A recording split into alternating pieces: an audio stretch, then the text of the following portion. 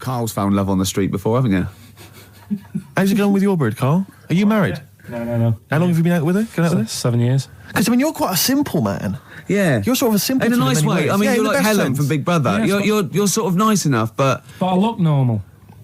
Well, yeah, you sort of do. But you could be one of those that just suddenly go mental with a pen. Yeah, do you know just what I mean? stab people through the eyes. Yeah, you sort of look normal. But if I wouldn't really want to wind you up to a point of frenzy. How did you meet your girlfriend? Through work. What, through her work? What, you phoned up and said... We worked at the same place. Oh, you're right. Yeah. You're quite an enigma, aren't you? Could you give us more on that? At work. You met her at work. What, she came in selling sandwiches? She was going through the bins outside. What do you mean you met her at Why work? are you having an attack on me? You're the one who's sad and lonely.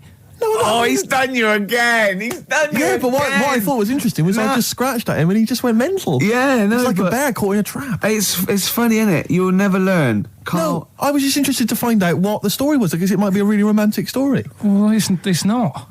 All right, jeez. I love the fact he doesn't want to talk about his love affair. I was thinking about you in the week, and like, does it worry you? I mean, you sort of joke about it now, and we're talking about it in the office, you know, like, oh, is Steve really touchy about the way he looks? And, Oh, what's this? Where's that come from? He's done it again. He's done you again. I was walking home the other night, and I was thinking about it.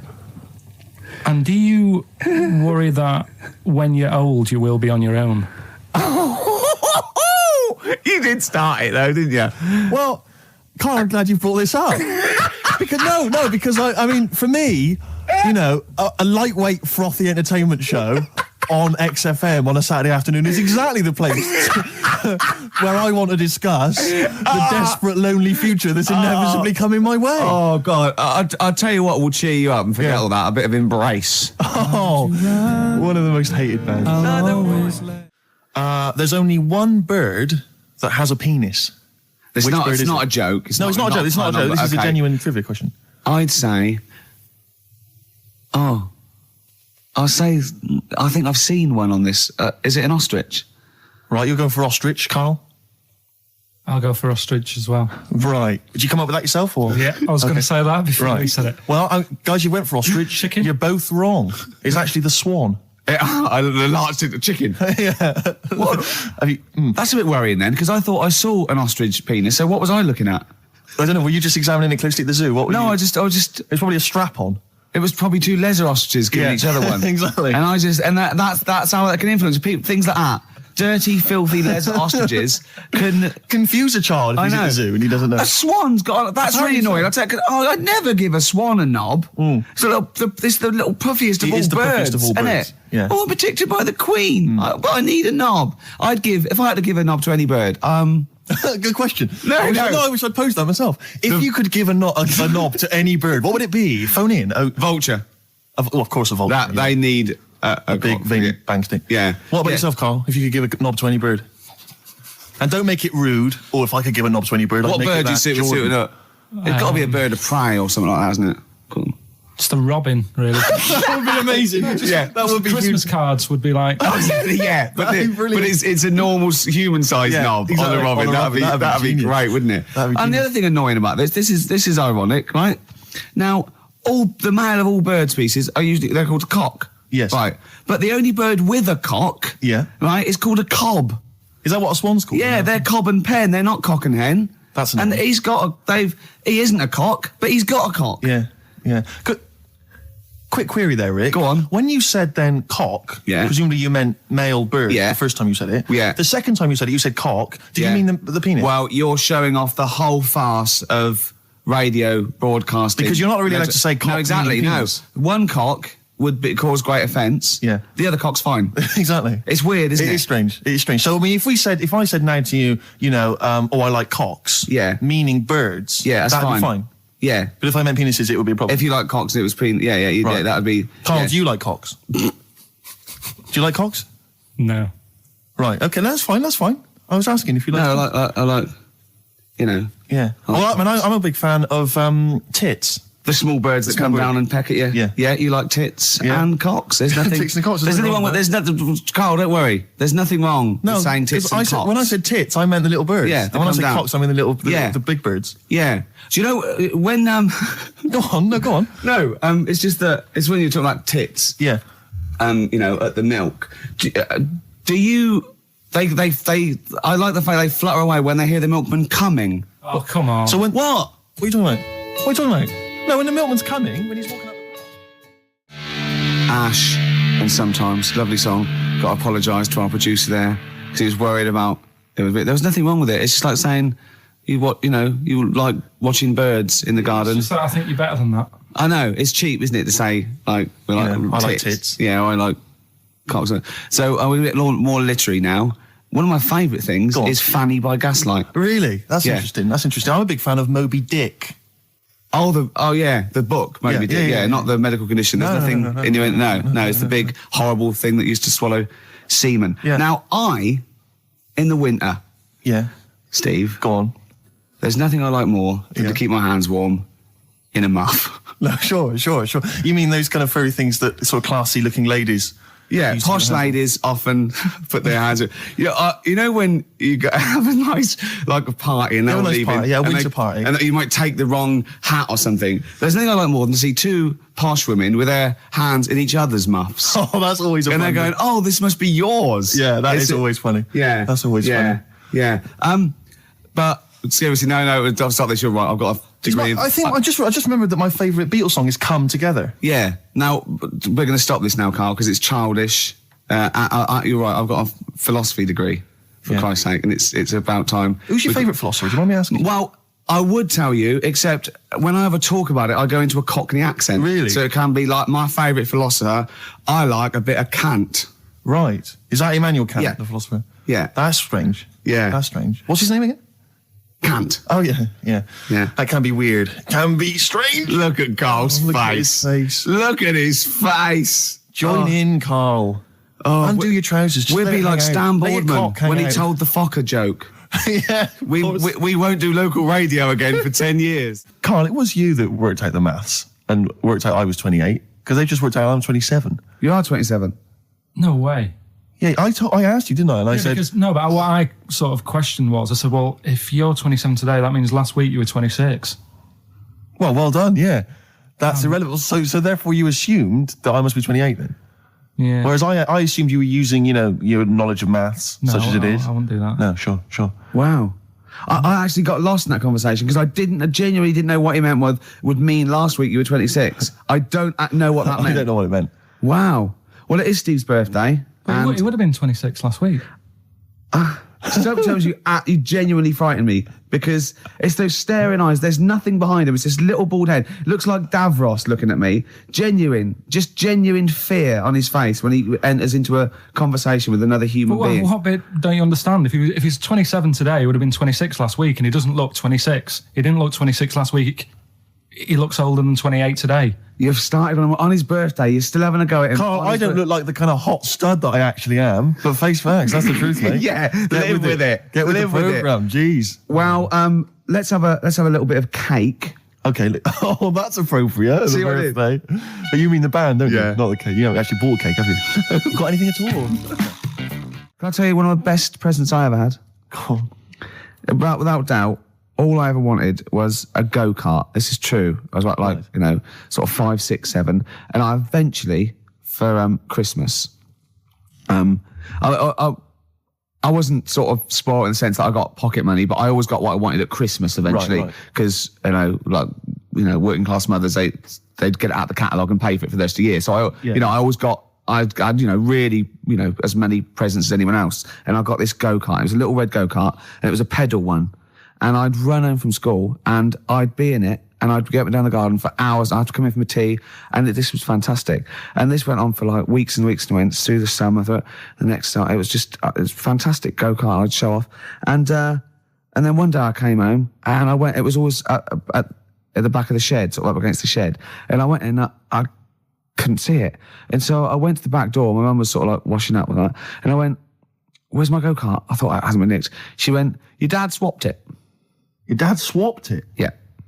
I went, he what? And I was going to be brave. And I went, he what? She went, he swapped it for a wheelbarrow.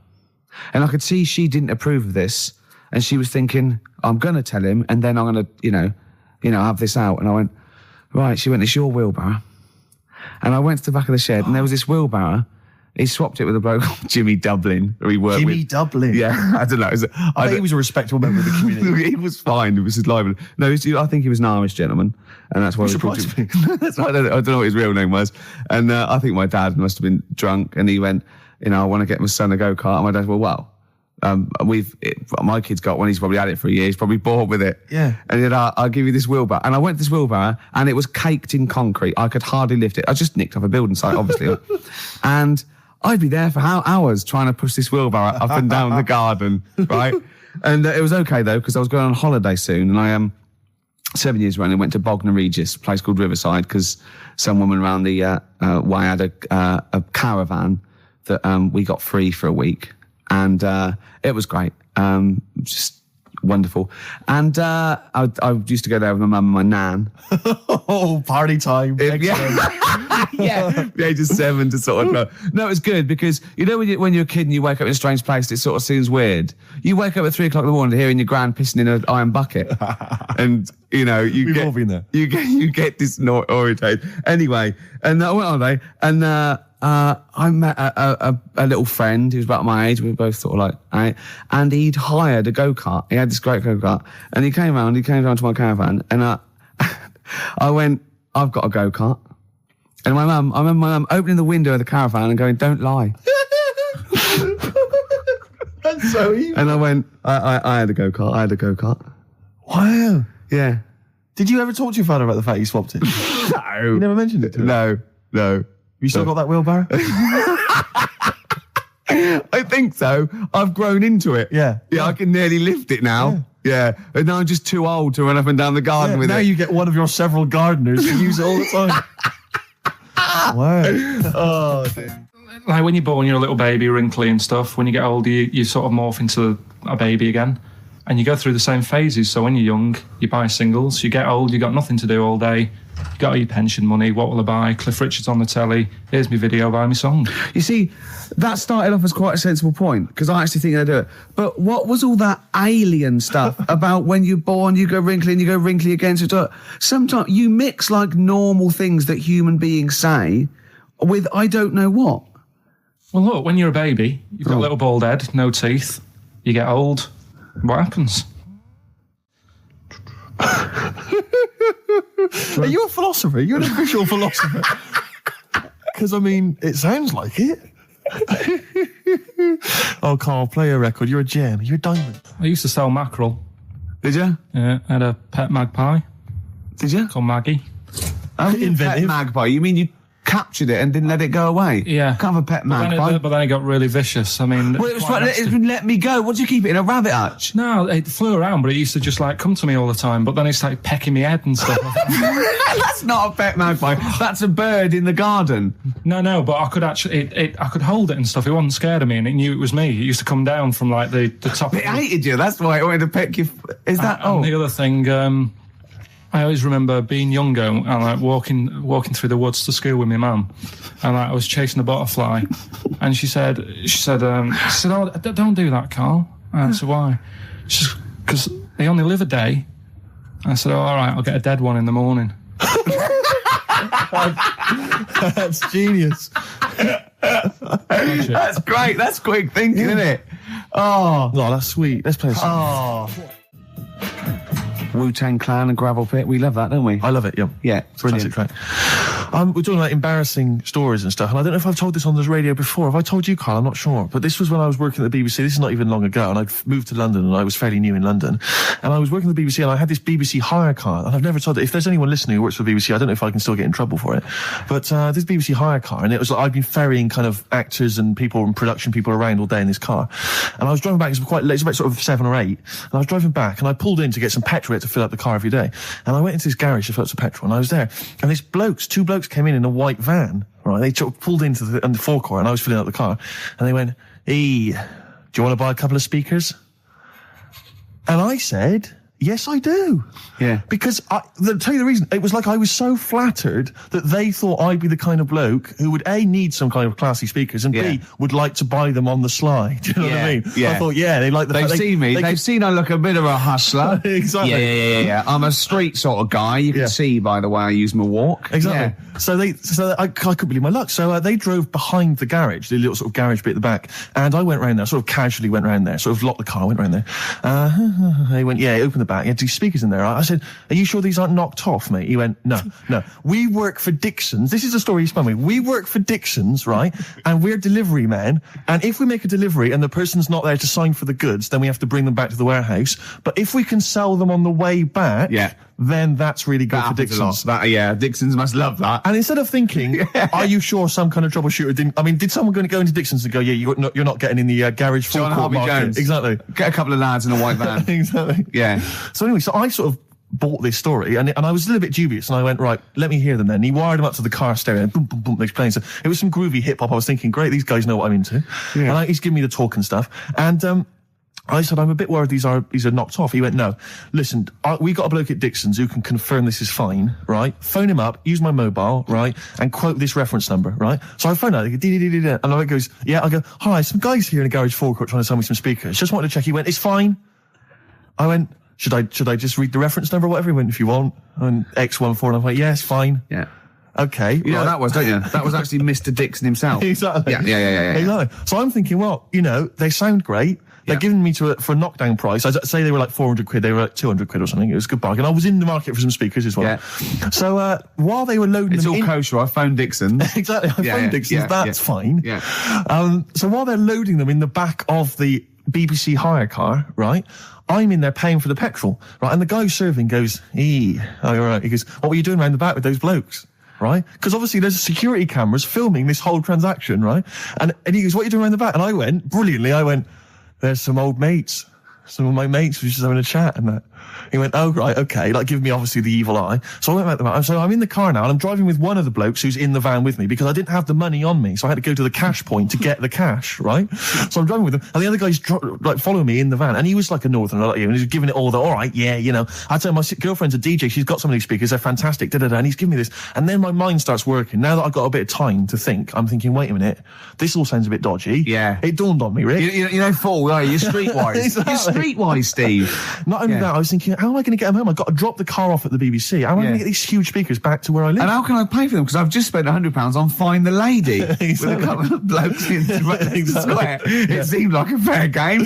Some of his friends were winning. But so I explained to him, I said, I can't get them back to like Brixton where I was living at the time. He went, don't worry, give us an extra 20 quid, we'll take them home for you. Oh, that's good. Delivery. They do a whole service, you see. And there's also a backup guarantee. Did they have the guarantee, the 3-month guarantee? They didn't. No. But so I said, I'm not sure about that. He went, well, why don't you put them in a cab, send them back, and your housemates can collect it? I was like, oh, no, there'd be no one in. And I was beginning to sort of get a bit conscious of like, maybe this was a bit of a scam after all. So I pulled into like a little side road. I said, I'm not sure I'm into this now, actually. He went, what are you talking about? It's 200 quid for a pair of speakers. It's a bargain. You never get a bargain like this, mate. I'm going, not too sure, actually. I don't think I want them. He went, 150 quid, mate. 150 quid. I went, no, he's 100 quid now to you. And I'm thinking, wait a minute, this doesn't sound like the kind of work that Dixon's would be doing. Dixon's don't do that when I go in. This is it. Dixon's never negotiate in that way. When I go there, look around and I leave, they go, where are you going? Exactly. I go, no, we'll have anything then. Have anything for a So quid. I stopped the car and the white van pulled up behind me with his mates in. Sure. And I said, can you get them out? I'm not interested. And he went, 100 quid, mate. And he was just going, you tosser, you obviously want some speakers. And he was having a go at me. So I was carrying the speakers out and putting them back in the white van. And he was just shouting at me because he was going, 70 quid. I was like, 70 quid from 200? This is ludicrous. You realise that wasn't Dixon's policy then. Exactly. They don't usually shout you tosser as you leave you leave the shop and walk down Camden High Street. They're not usually shouting you tosser. You should have took the offer of like the monthly payments they've got on at the moment. So eventually I put them in there and I sort of knocked the deal on the head and I got back in my car and they were in theirs and I just looked in the rearview mirror and they were punching the dashboard like with aggression and venom, like we let that deal slip through our fingers. And I've never been so terrified in my life. I just sat there and I was just thinking, oh my God, all I was thinking now is what if I go back to the BBC and they go, we've had a call from the police, the man at the garage, he saw you doing a dodgy deal. I love it. Yeah. Well, what you do is you put the hire car in a drain in your front garden and then go in and out of the toilet, just pouring bleach down or Ajax and then never know. What sort? No. The Pope. Yeah. What semi-precious... Sorry, Mrs. Robinson, we're going to have to let you go. Yeah. Go on. You are the weakest link, Carl. Goodbye. Yeah, go on. The Pope. Yeah, the Pope. Yeah, we've got the Pope. Yeah, that's not strictly a question. He wears a... He wears a dustman's hat. He wears blimey trousers. Yeah. Does he live in a council flat? Yeah, he lives in a council flat. He wears a semi-precious stone. What's the stone? The Pope wears a semi-precious stone. What is the stone? You mean, what is it called? Yeah. What is it called? What, is it got like a kind of papal name? I think it's like, is it a 18-carat one? So we got to try and get the carrot yeah, of the Pope's big diamond. He calls it Dennis. He calls it Dennis the Stone. Do they want the type of gem it is? Like, or is there some kind of papal name for it? Or do they want it like the Rosetta Stone? Or I don't know. I can't sleep. Play a record. Play 2 record. Let's not. Where's your head at? Basement Jacks. Right, okay, let's get this right. Have we knocked this on the head then? It's just not happening. Oh, here he is. Look. Here he is. Come in. How have you... Oh, God. I don't believe that. Oh, that's pathetic. I do not believe that. That's absolutely pathetic. Now, they won't believe this, will they? No. Right, if I say that Jonathan Ross just got his massive member out, and he is a big lad, come and sit down. I've got your tickets, Mr. Gervais. Thank you. What's going on here then? I mean, why are you dropping off tickets? Well, because, in the spirit of the Comedy Awards, we like to have the rising young stars of the British Comedy Awards. That's right, and that's me. Well, we couldn't find any this year, so we've asked Ricky whether he would sit in the rising young star seat, and I wanted to deliver the tickets personally, so there's no excuses if he doesn't turn up later. Yeah. I always suspected that you were sort of pretty well endowed. Yeah. And now we've seen, it's on webcam. That was just one of my cocks. That's the one you're wearing today. That, didn't we? Don't say that. No, we were. This is meant to be the happening young station. What's going on? No, you can't say stuff like that. You can't. Just careful what you say. Look after Judy and Clary. Take you to the wilderness, and he comes back in a person life. 10 years in the wilderness. Happened to you. That's Jesus you're thinking of, isn't it? Just because you're on everything at the moment. I walked in here, and I came in here, and I thought, this is the young happening place, and what do I see in here? 3 old men sitting What are you talking about? I'm only 28, 27. You're wrecked. You all look wrecked. Well, that's because we're always partying. I was looking for some youngsters. Where's the youngsters? I wanted to see some tight leather pants. I wanted to see some foxy chicks hanging on you every word. What is it? It's a bunch of old blokes and a bloke up there washing up in a sink. But look at him. He even dresses for radio. This is ludicrous. It's amazing. Looks like I love the fact you were on the phone to Gervais last night, weren't you? Asking his advice. Yeah. On clothes. Look at him. He's going for the man down the DSS. I like that look. That's a nice look. Have you got a single pair of trousers that aren't elasticated at the waist? They're maternity jeans, aren't they? They've got a whole panel that pushes forward. The thing is, what I do, at the end of the week, I can pop these in a pan and I can make a nice soup with all the food that's encrusted in them. At his years as a homeless coming to the fore there. Look at you, one step away from Lawrence Llewellyn Bowen. I'd like to be that bit closer. But why are you dropping off tickets? Are you a little bit... Because I thought you were married and stuff. Why do you suddenly got this obsession with Gervais? Because I'm a bit rough, ain't I? Yeah, it's like when you see Dale Winton out with those rough boys. I'd like to get one of my own. When a top celebrity in a lovely looking suit walks down the corridor with his penis out, yes. Yeah. I know that I'm still attractive. You've arrived. I was inaugurated in the same way. For me, it was Des O'Connor. It's the passing on of the baton, if I may use that euphemism. and you've been battened. Well, it's fantastic. Well, it is a pleasure. I don't think I'm complacent just because I'm mixed with you. I still wake up and think, I don't believe it. I'm mates with Jono. Can I just point out one thing? I was listening to the show last week and I heard you, as always, revealing a little too much about yourself, if you don't mind me saying so. Yeah. Steve tried. Not as much as you. No, but that was just for the benefit of the room. Yeah. And talking about when you used to occasionally urinate in the sink. Yeah. When you were around my house last time and I came in the kitchen and you looked a bit shifty.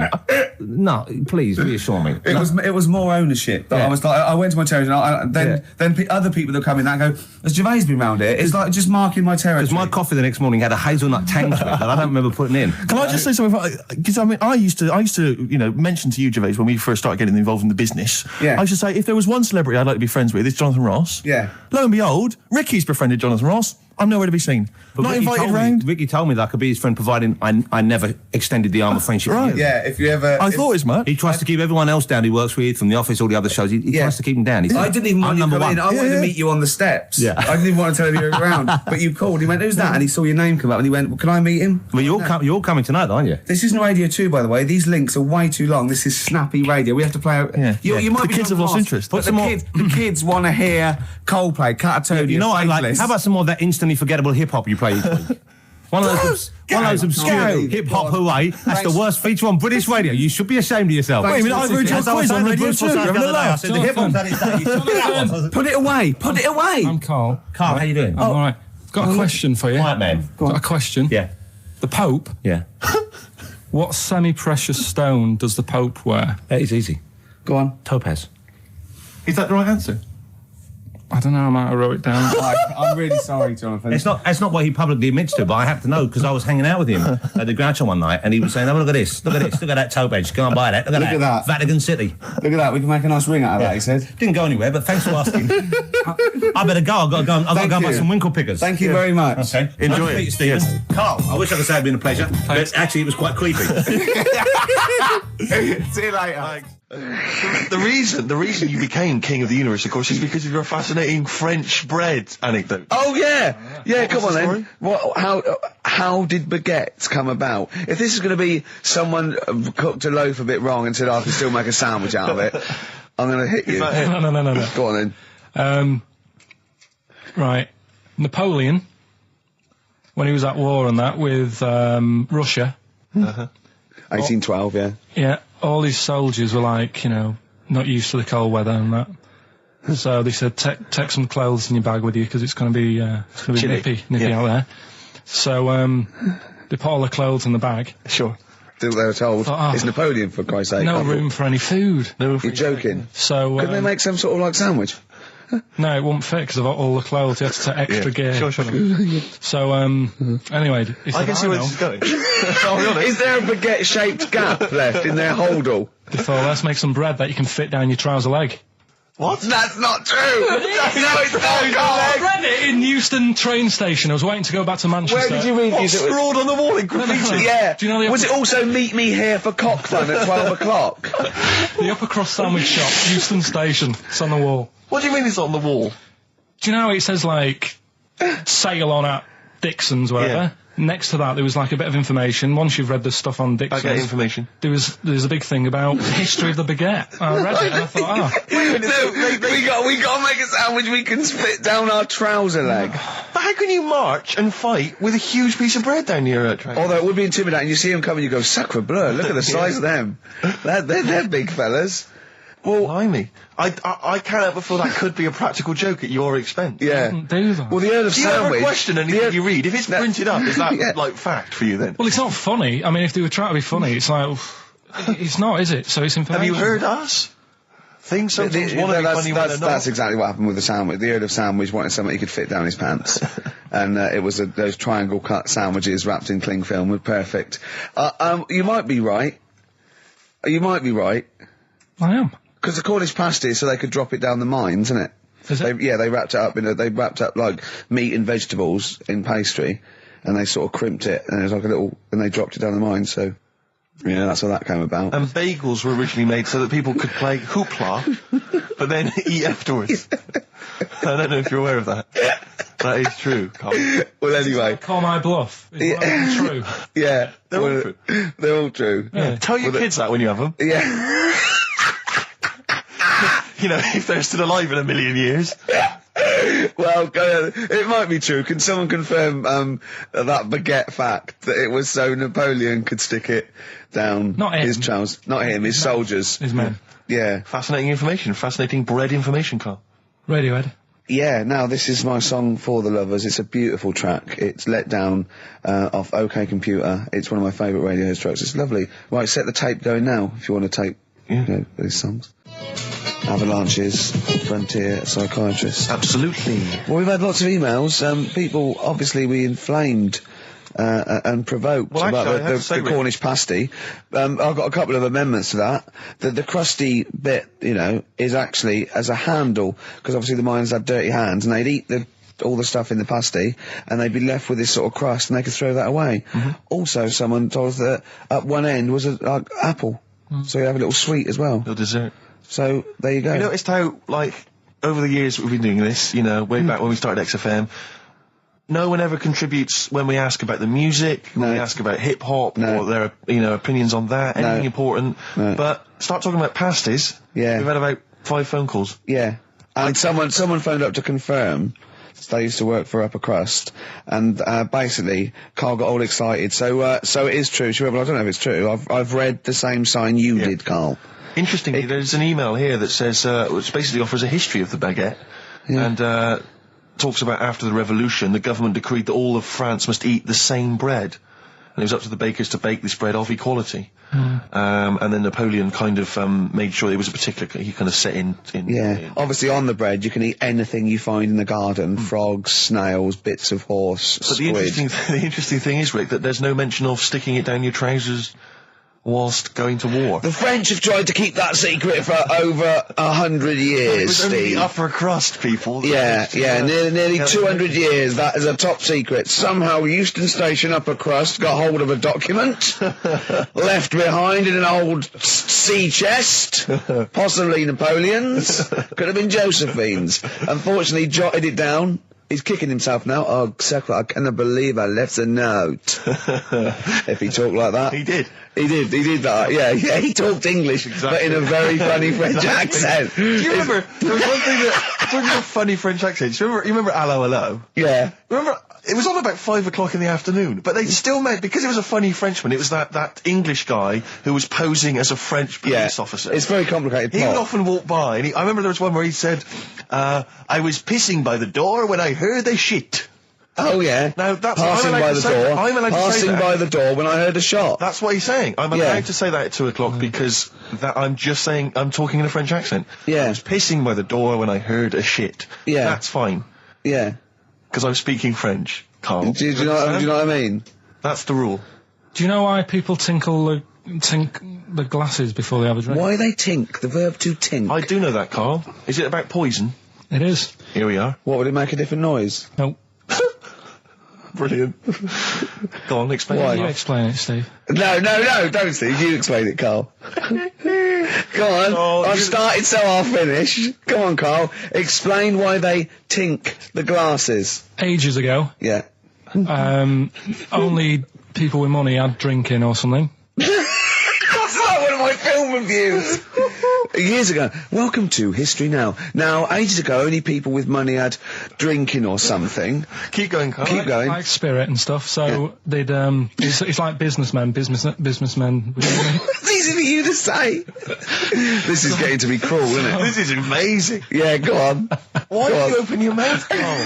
What were you hoping was the best that could happen? Because you were trying to make me look stupid before with the planet, so I'm... Whereas you know... Yeah, go on, no, come on. Businessmen with money have got to drink and ching. Okay, so then with all the drinks... So they'd nip round to have a chat about whatever they're earning money with. And they'd say, right, do you want a drink then? And go, oh, yeah, that'd be alright. Yeah. So, rather than, like, just pouring it out of a bottle into a glass and saying, there you go, it could be going, hang on a minute, it could be poisoning me here and trying to, like, nick my business idea. Yeah. So what they'd do, it sort of pour a bit of his drink into the other person's glass and you get that tink noise.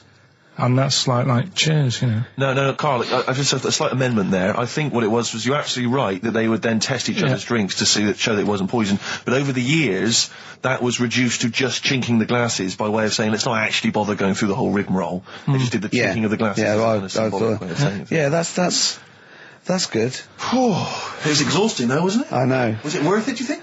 Well, I like that, because people carry that with them now. When they do that, they'll think, oh, that bloke's definitely not trying to poison me. Yeah. So the horrible thing is that now, when I do the glasses, I can laugh and go, they don't know I've poisoned them. Exactly. You should always do the pouring back and forth. It's a shortcut, it's a slippery slope. You know, just be careful. You were going to tell us a little story about Just a Volvo passed my estate? test. Yeah. My parents had a big Volvo estate, and there's quite a big car to drive. My parents didn't have a car. But I know you don't drive cars, Rick, but it's got a big car to drive if you just passed your test. It's safe though, isn't it? It is very safe, that was the thing. Yeah. And I come from the West Country, obviously, there's quite a lot of windy lanes. No, you're joking, do you? They have cars there. Oh, here he comes. Blimey, Carl. Learned on a tractor, automatic it was. Do you want me to tell it or not? Oh! Don't give up the accent! Oh no, I'm not worried. Oh, go on. Go on. So I went to this party. You never got him being from the north. Not when he's telling an anecdote. He's never told an anecdote. Oh yeah, fair point. Yeah, go on. So I went to a party and I was quite excited because I had the car, I had the motor, and there was a chick heading down to the party that I was like, you know, I had my eye on. And I thought, you know, now I've got a car and going to the party, it's going to be amazing, right? And various friends had said, like, can we get a lift? I thought, yeah, groovy. I'll pick up the chick as well, who's a friend of a friend. So cruising down to the party in the motor, you know, the Volvo estate, and there's nothing sexier than that. You know, slipping a little bit of Billy Joel on the stereo or whatever. Something classic. Exactly. And maybe it was Billy Ocean. I think maybe it was quite a Billy. Maybe it was thing. Get out of my dreams, get into my car. Ideally. Yeah. So I get to the party, and inevitably it was one of those house parties where the chick that I had my eye on, she kind of was chatting to other guys, and she wasn't really paying attention to me, and I was sort of... Found out to get, was she again? Same old story. Oh, they make me They laugh. know how to tease, don't they, the ladies? Who are they kidding? So I'd follow her like a dog, you know, from room to room. Yeah. And watch her. Quite literally, sometimes he was barking. Yeah. And while, you know, just watch her while she talked to other blokes. And then, obviously because I was driving, I wasn't drinking, so I was not really enjoying myself. And then somebody said, should we go and pick up Vera?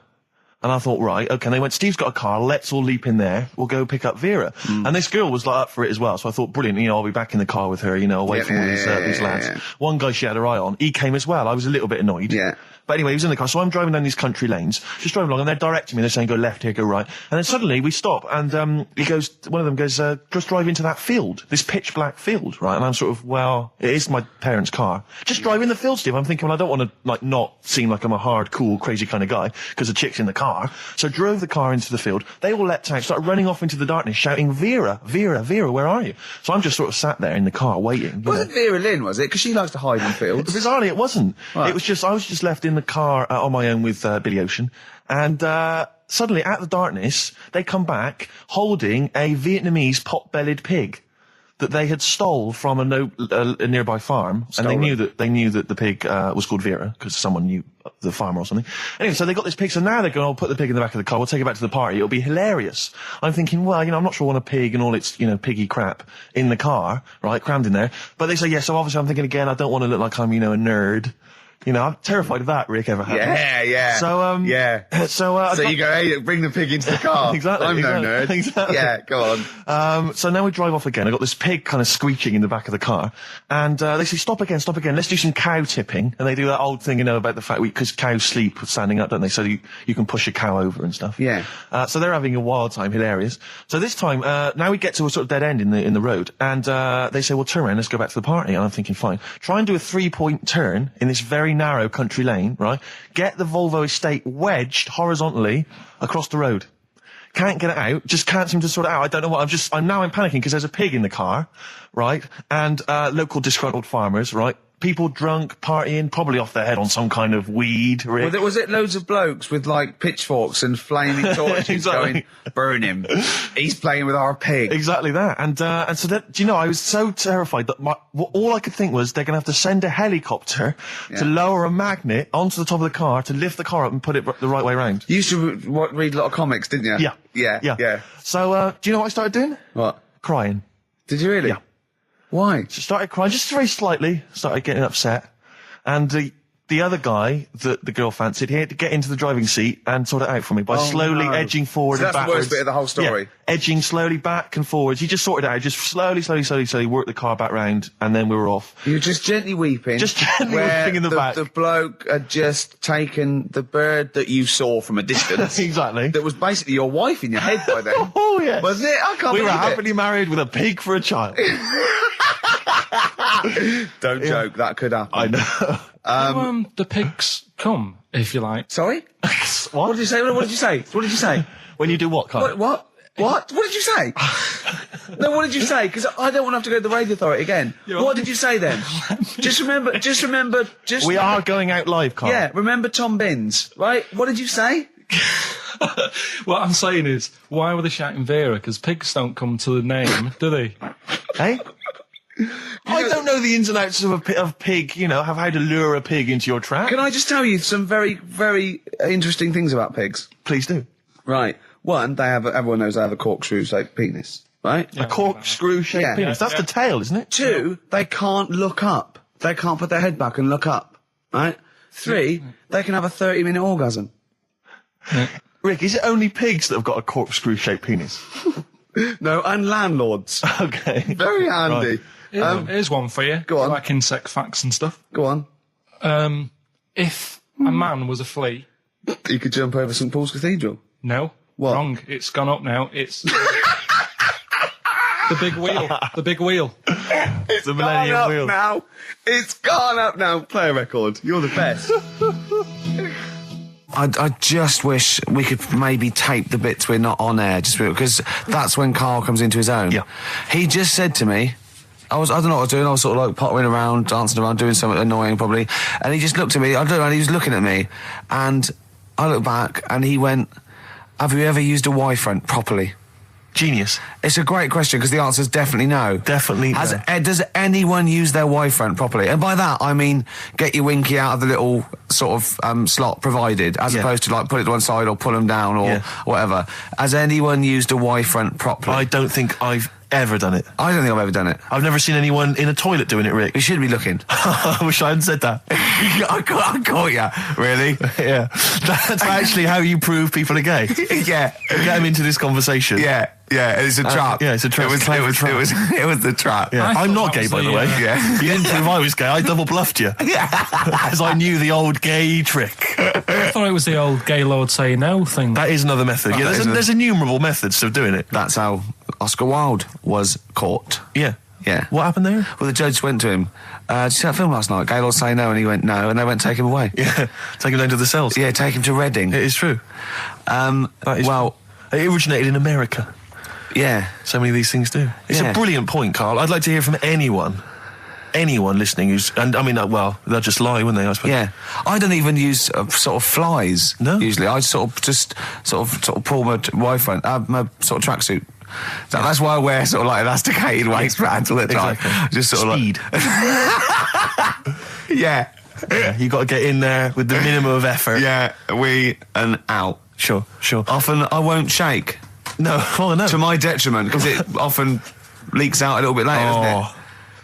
Ever been out on a date with a girl where it's just trickled down your leg and you wish it hadn't, and you're thinking, what if she gets my trousers off later? She might smell or see it. What? What? I don't know. I don't know what I said there. Right. Rick, I had for Christmas something which I think might excite you and interest you, because I know you're obsessed and interested by facts. Yeah. Don't fiddle with the microphone. Well, I was just looking at what it was underneath it. So this is a book, it's just facts and trivia. It's edited by Sir Isaac Asimov, who I think's dead. So I don't know when my parents bought this book. I assume it's sort of from a second-hand shop or something. Right. It's quite long, but I got it for Christmas. I keep meaning to bring it in, because generally the facts are quite sensible in here. And I like to think if Isaac's been involved, they're probably substantiated. It's not like kind of just this nonsense on the web. I think that this is probably... Or up in Greg's The Bakers that Karl gets most of his facts from. The ancient Egyptians trained baboons to wait on tables. Karl, fascinated. Brilliant. That's fantastic. What my point about that is, why did they stop? Yeah. It's a genius idea. Would you not want to go to a restaurant where they have baboons serving? No, I'll tell you what happened. It might have been like the Planet of the Apes, and they sort of rebelled. One of them could talk. One of them could take his order. And one day went, do you want fries with that? And the bloke got really annoyed and said to answer him back. And then there was some sort of rebellion. Right. The Planet of the Apes isn't true, is it? It's not a documentary. Right, okay. I wonder, because what I like the idea of having baboons is the fact that I reckon they're, like, I have difficulty, and I'm sure you do, Karl, like working out that sort of 10%, on a bill. Yeah. I reckon baboons would find that particularly hard. I recken you could get away with under-tipping them all the time. Yeah, exactly. Just not leaving enough and just legging it. Exactly. They go away and you go, sucker. Yeah, exactly. So I'd love to see some baboon restaurants. If there's any restaurateurs out there, so Terence Conran or someone. If you do go to a restaurant and you've been waiting on those, please don't order the banana daiquiri, because it comes half-eaten. They can't help their little selves. They really can't. They're okay with, like, beef and steak and chips and all that. But there's a little bag. I go, do you... Can you imagine that? The baboons serving at waiting tables. It's genius. Just stop to think about that. It's absolutely incredible. Yeah. It's absolutely dynamite. Yeah. Zoos would be a lot more popular if there was like the canteen and you could go... If they were serving tickets to two, exactly. One child, okay, go through there. Okay. I think they should do other things, like in the Flintstones, they used to mix cement in that bird's kind of pelican. Yeah. We should start doing that again, because that also happened in ancient times. Yeah, exactly. According to the Flintstones. Yeah, before they had proper cement mixers, that's what they did. That was how they did it. Definitely. Just animal facts. I remembered one in the week. Go on. There was, do you know them two gay American men who have tigers? Okay, the two gay ones, Those yeah, are go the on. two possibly gay guys. Yeah, let's not worry about libel law anymore then. If you shave a tiger's head... Whoa. Right, okay. You've got to treat that sentence with a lot more reverence than you did. Think what you're saying. If you shave a tiger's head... Not just his head, its whole body. Sorry. Sorry, yeah. So I thought you were getting weird. Go on then, yeah, if you shave a tiger, yeah, go on. It's still stripy underneath. The skin's... Is it like rock? It goes all the way through. Yeah, that's amazing. Where did you hear that one? I remembered that. Like, I was that a drunk just shouting it in the street? I shaved a tiger and it's still stripy. Get out of here. Yeah. Well, you know a polar bear? Polar bear's skin is actually black, and its fur is transparent, not white, and it gives the illusion. So it gets all the radiation possible from the sun, but it's still camouflaged. I didn't understand that, Rick. Sorry, you lost me. If its skin's black, a polar bear's skin is black, and its fur is translucent, and its fur is translucent. So why is it white when we? Well, it's just because the light hits it and the sun reflects on. Yeah, and it makes it look white. Yeah, so if you look at each individual hair, it's actually translucent. So at night it would be black. Well, everything is. Is it? Yeah. Oh, not bright stuff, Rick. You've embarrassed yourself. Play a record. But I was in the cinema. This was not long ago, and I went to see that. It was, I think I was off to see that film, Crouching Tiger, Hidden Dragon, or whatever it's called. You know, well, they could be on the phone for that because there's subtitles. So it's not going to ruin it, is it? Yeah, it wasn't her. I was sat next to another woman. She was crunching, a big fat woman. No, but he's got a good point there. Loads of people could be on the phone in there, and it wouldn't sort of niggle you. Fine. Well, at least we've cleared that. Imagine if that was true. Well, it's like when you go on the tube and read a paper. There's loads of noise, but you can still concentrate, can't you? He's got you. Do you know That's such a great point, isn't it? Right, yeah, because it's so easy to lose yourself in that magic realism world, you know, with all the sound effects and music and surging, exciting noise, and there's a woman clattering on going, yeah, well, I'll probably meet you later, Stange. Should we get some Diamond White in and around by the park? Yeah. Switch off. I do it. Yeah, but we know what you're like, Carl. Yeah, you can switch off, Carl. It's like you can turn your ears off. That's the skill you have. It's not the ears, it's the behind the ears. Yeah. It's the process between the ears and the brain that you can switch off. So we can still hear all these things like a cat. But I was in the room, there was this woman sat next to me, she was a big fat one, she was crunching on some popcorn. Again, that's a crime. Why they're selling popcorn in cinemas? I don't understand why the noisiest... She needs to eat regularly. Why the noisiest food in a cinema? Yeah. I don't understand why that's come about. Yeah. It really makes me angry. Yeah. Exactly right. Smoothies. We want smoothies without straws. Exactly. The trailer for that film AI, Artificial Intelligence, came on. Do you remember that? And the tagline was, David is 11 years old. He weighs 60 pounds. He's 4'6" tall. He has brown hair. His love is real, but he is not. Oh, yeah. And she just went, how old was he again? To her boyfriend. Right? Just ruined it. War film trailer comes on for some Pearl Harbor or something. She goes, yeah, I don't fancy that. Just announcing this, don't fancy that. Too many war films. So then the trailer, then the opening credit comes on for Crouching Tiger. Before that, you know that thing that comes up that says it's signed by the BBFC and it has the kind of certificate and everything, and that certificate to say what age you have to be to see it. That came up, and it said Crouching Tiger, Hidden Dragon, in brackets subtitles. She went, it's not subtitled, is it? I thought this was the most famous foreign film for years. It won Oscars. It was a huge film. Everyone knew it was foreign. She goes, it went, and so the credits begin. It says Crouching Tiger, Hidden Dragon. She went, stupid name for a film. What? She paid to see it. She was with her boyfriend. So then it starts, right? And obviously it's in Japanese or Mandarin or something. She's like, yeah, and they're all talking in Japanese. Japanese or Mandarin. Whatever it is. So they're speaking in this, Japanese language, Oriental language. And she's going, don't they sound stupid? Don't they sound stupid? She was going, and then the subtitles come up, and it's quite a weird kind of strange language they're talking. And she was going, can't make the subtitles out either. It's both gobbledygook. Just wittering on every step of the film. I totally agree with you, but what I like in your telling of it, I know you're getting quite emotional. I'm genuinely livid. But she went Mandarin or Japanese, some Oriental language. And well, I don't know what else. It's a strange language. It's a strange language. Well, anyway. Oh, dear. So then I moved. I climbed over several seats, made a big huff of, make a big show of moving. Yeah. Sat next to a guy on the phone, just chatting on the phone. Oh, I'd have gone mental at that. So now I hate that film. I didn't enjoy it. I don't like seeing it. I don't want to even think of it. It's subtitles, isn't it? Well, rubbish. That's why I get videos. Yeah. Yeah, I should have thought that through, Carl. You're absolutely right. Lamb Chop? Yeah, let's play Lamb Chop. This is brilliant. This is from this CD that came out recently with Uncut magazine. Occasionally they put out some quite interesting free CDs. And this was one that had various covers of Rolling Stones songs. And a lot of them were, quite shoddy. But this was a brilliant, specially done, I think, for the CD. It's Lamb Chop doing a version of quite an obscure Rolling Stones song called Backstreet Girl. It's just beautiful. Let's hear it. Depeche Mode there, and I Feel Loved. Who'd have thought Depeche Mode would have been that huge? I think I've seen little lads from Basildon with little plinky plonky sound. I thought that'd be it. They'd be like Visage or something. That'd be it. And now they're stadium rock fillers. They're huge. They conquered America. He went through some hard times. He came out the other way, and well done. But see, I think what you just said there is a very good example of why they are and why certain other bands aren't. Because if you think about it, for me, you see, whenever I think of a band name, if I see a new band's come along or whatever, I always use a very simple test, which is, can you imagine that you're the announcer at a huge event? Maybe it's like broadcasting around the world, like Live Aid or Nelson something. Mandela or it's a concert. Nelson Mandela Freedom concert. Yeah. And you can imagine someone He's there. And Nelson's there. Yeah, with the there. Spice Girls. Oh, they're all there. But you can imagine someone saying, ladies and gentlemen, please welcome to the stage, Depeche Mode. Yeah. Rolling Stones. The Who. Exactly. But you can imagine someone saying, ladies and gentlemen, please welcome to the stage, Visage. Ladies and gentlemen, will you please welcome our headline act? Welcome Idlewild! Exactly. Ladies and gentlemen, please welcome to the stage, Ned's Atomic Dustbin. It doesn't... Do you know what I mean? You just know. The Levelers! Some bands aren't going to make it. Ladies and gentlemen, please welcome to the stage, Mega City 4. You know what I mean? It's just a simple test. We'd like you to do that at home. If you're thinking of starting a band, or you've just named your band, you're just beginning, just phone in, tell us, or email in, tell us what your band name is, and we will use that simple test. And we will do the test. Ladies and gentlemen, will you please welcome to the stage the Franken Walters. Jimmy Eat World. Ladies and gentlemen, please welcome to the stage, Cooper Temple Claws.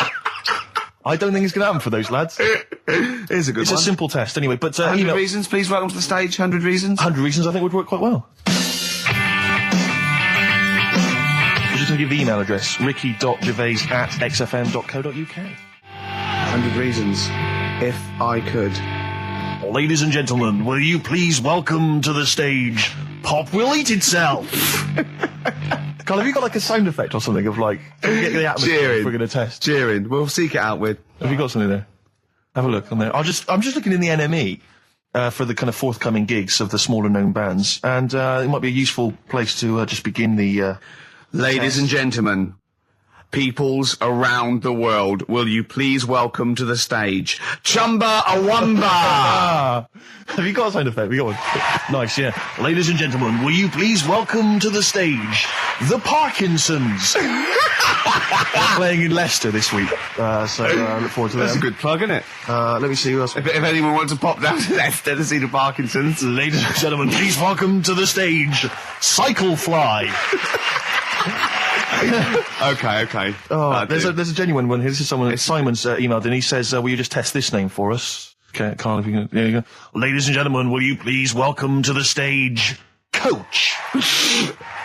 Not utterly convinced. No, it's not too bad. It's not. I'm worried about the sound effect. We start to sound like Chris Moyles or something. He's a top broadcaster. Everyone loves him. Losing weight as well. He is hilarious. funny man. Just there's one more coming here. I'll just check this one. Ladies and gentlemen, will you please welcome, this is Chris in Oxford, ladies and gentlemen, please welcome, Meanwhile Back in Communist Russia.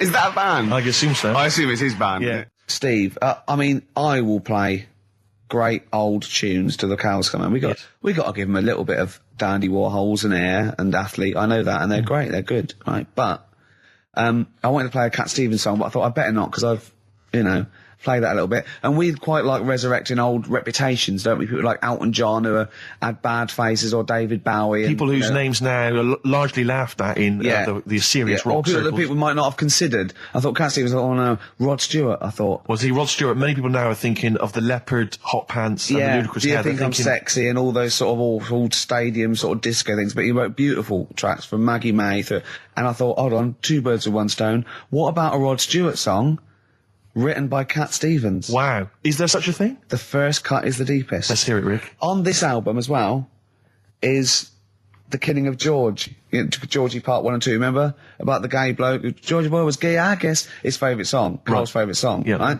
Yeah. And I was going, oh yeah, I remember that, yeah. I said about, and I said, did not intend to take his life. He just pushed it when he gets mugged and killed. Do you know what he said? I was sitting outside, I was singing, he went, well, as I said, they go out too late. They go out too late? He meant gay people go out too late. He went, no, they do. I went, what do you mean? He said, well, they're always out, they go out when people are coming home. He said, if he'd have been in bed by 10, he'd still be alive today. That's a sobering lesson. And he went, there's one that works here and he's shattered every Monday. Oh, if you're gay and you're listening, just be in bed earlier. Yeah. When sensible people go out. Yeah. You're right, we're not on the continent, Carl. If you're gay and you're not in bed by 10, go home. Yeah. I don't get it. Okay, the film review. Gladiator. It's all right. Nothing great.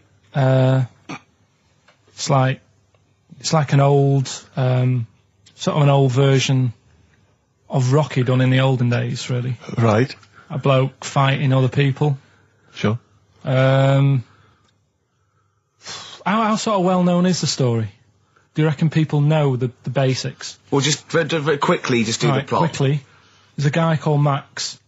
Maximus, yeah. Yeah.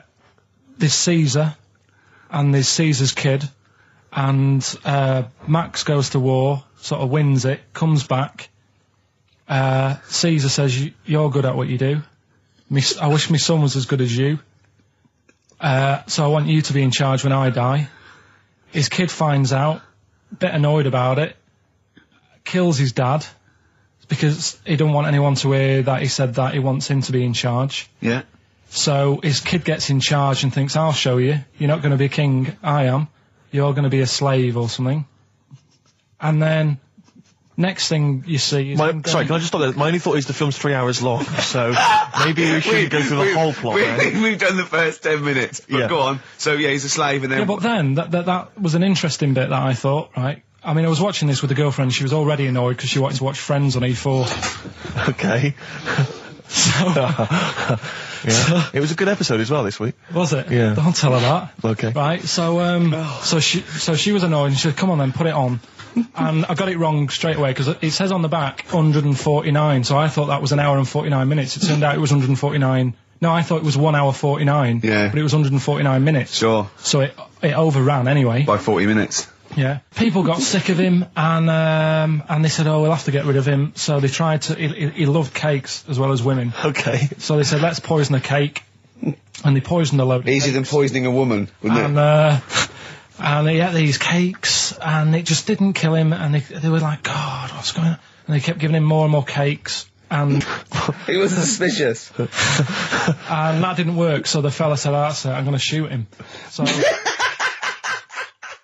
They were like, I'd be there sort of punching people in the arm. That's a great game. Oh, I love that, punch people in the arm. Is that part of the Olympics now? it's I think it was exhibition this year. Right. But it's going to be a pro next it's going to be the Winter Olympics because you've got to do it in just a cap sleeve shirt in winter. Yeah. So you're playing that? She, but whilst I was she didn't appreciate that. She used to go, ow! No, I always think whilst I was doing that, they were like the Charlie's Angels and they'd be sorting out a mission somewhere. Because they were really like, there was something about them that you thought, they're special. They were private detectives. What do they work for a man they never see? Tell us the story. What have you learned? Do you want to ask some questions? No, not really. Just sum it up in a minute. What do you think? Can't do it in a minute. Well, can I ask some questions then? Where was he born? Austria. Tell us about his early life. Right, he was a young lad. Brilliant. What in his early life? Okay. Yeah. What's the name? His mum was his dad's second cousin, which is a bit weird. Yeah, that is weird. They had 5 kids. Steve's going, yeah, it's usually first cousin where I come from. Oh, that's unfair, isn't it? There's no need for that. No. What do you do in your leisure time? I like, going out for food and that. Right. Foraging. What do you mean going out for food? They come have a little hole and go hunting. Yeah. This is Karl. He's hungry. He knows he has to get to the greasy spoon by 11. Wow. Many of Karl's close friends have never made it across this road. There was a zebra crossing installed just for the safety of Karl. Beep, beep, beep, beep, beep, beep, beep, beep, beep. Can I have a bacon butty? And Karl is enjoying his... Wow, but he has to get back. His girlfriend's asked for one as well. She's home with a PlayStation 2. Wow. Oh. We just had a call from someone saying his company would sponsor Karl, right, to be raised by all these balloons if he could have a walk-on part in the office. And we immediately went, we're worried about that sort of thing. You can't really promise that artistic, And I was worried about the legality of it as well. How can you promise someone that for personal gain that's a private and all that sort of stuff, right? And I went, I don't know. And anyway, put the phone down to him, and Karl went... I love the fact you're more effing worried about that than me being raised 30 feet in the effing air. You started getting scared, did you? Are you worried about it? Well, you're quite excited about the idea of the challenge, aren't you? I like the idea, but I want like... Why do you like the idea, Karl? Oh, what if it went all wrong and we're there going, the humanity of it. I think we need Karl to get... he's just... And the rope would pull out my trousers. Oh, no, it's definitely got to be Dr. Fox if that's going to happen. God. We've got to do this. I both think she's a fine presenter, and I think she'd do very well on it. And I think it's a good move as well. Yeah, but can you just say it's not forever? Isn't it? No, I think she'll become more popular than us. And I think that'll be the end of us, to be honest. Well, she can string a sentence together. I think she'll get lots of PR and everything. And she goes out with Big Boy Slim. Big Boy Slim. Who's, a good DJ. He's a good DJ. And, is her name Zoe Slim now? Yeah. Right. There will be nothing. It's 3 months, isn't it? She's taken over for. Is she getting paid the same as us? I don't know. We'll find out. I bet it's a hell of a lot more. I'll go mental. I bet it's good money. It's good work. I'll go mental. A kid used to take a horse into the house. Sorry. Whoa, Neddy. What do you mean a kid used to take a horse into the house? Where did he get a horse? Must have nicked it from somewhere. Must have done. You've seen a horse in it? No. What, is that from outside the saloon round the corner? Yeah, was it just tied up with a bit of leather? Yeah. That's great. Did Big Jake come looking for it? I'd been out. So let me get this. This was before the lynching stopped or after? Where did he get a horse from? What do you mean he must have nicked it? His mum said, where'd you get that from? I bought it. All right then, but keep it out the kitchen. I don't want you going Catlin rustling. Where did he get a horse from, Karl? And how long did he have it for? Was he leading it or riding it?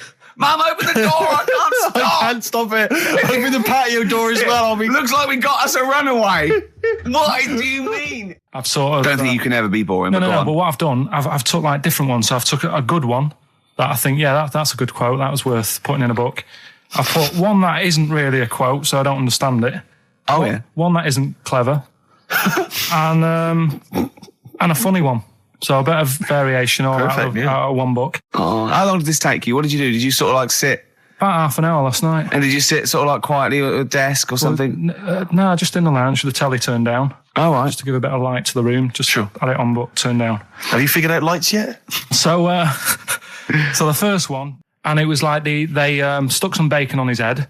And as ever, the vital piece of information, i.e. the reason, Karl seems to have forgotten. Because the worm was in his body, and they said everyone likes the smell of bacon. Including worms.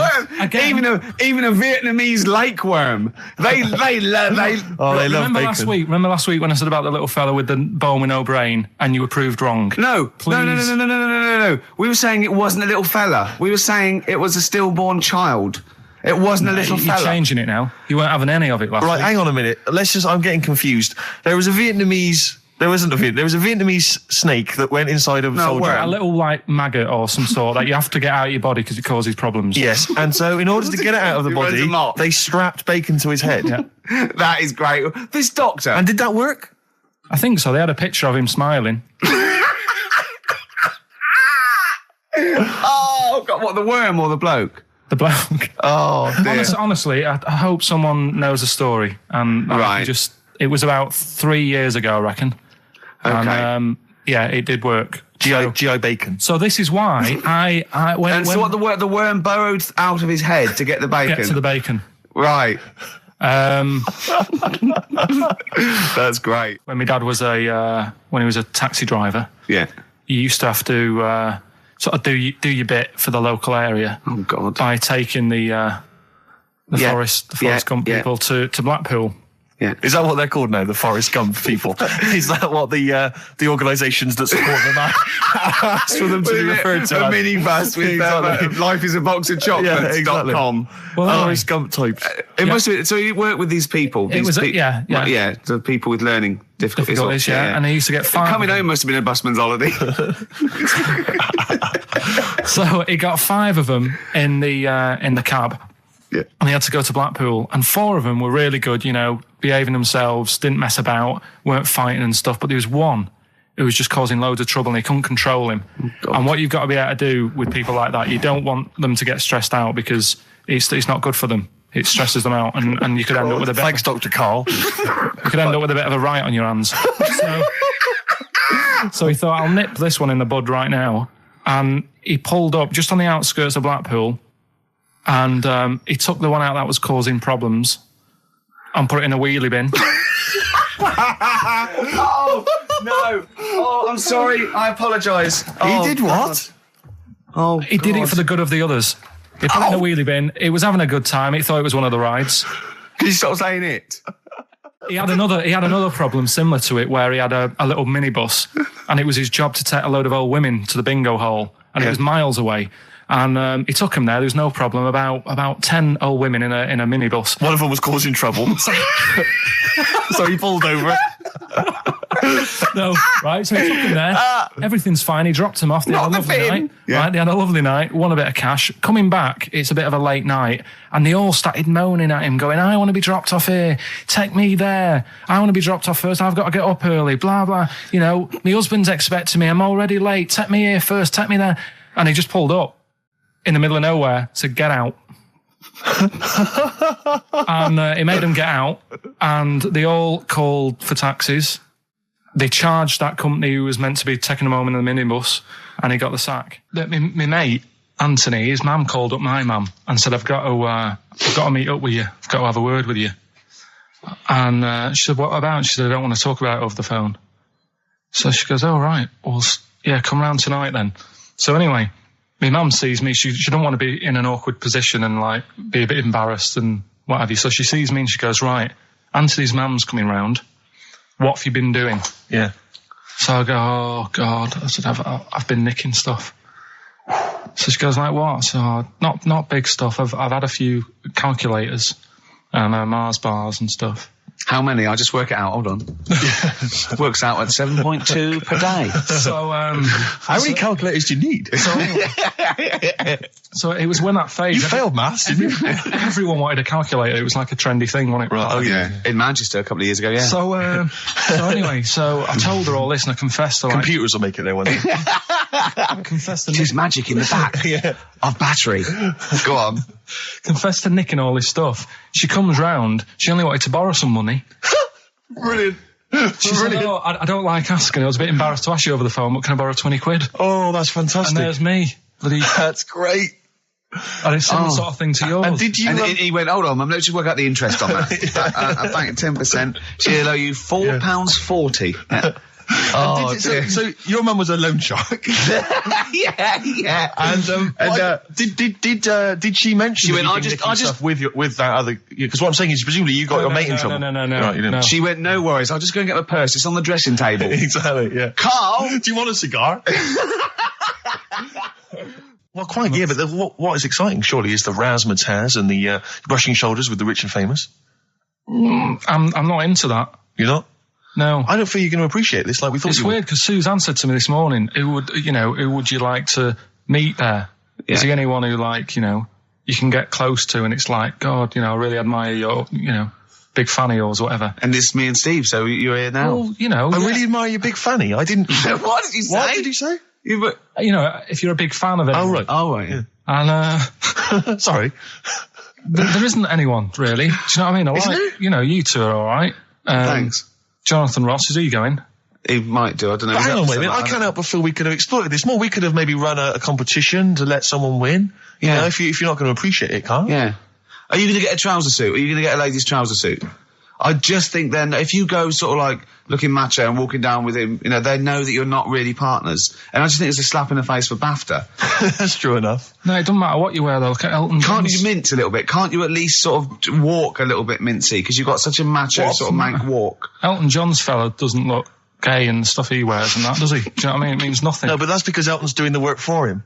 No, but by dressing as like some kind of restoration dame. Yeah. Right. Go on then, Carl. Second one then.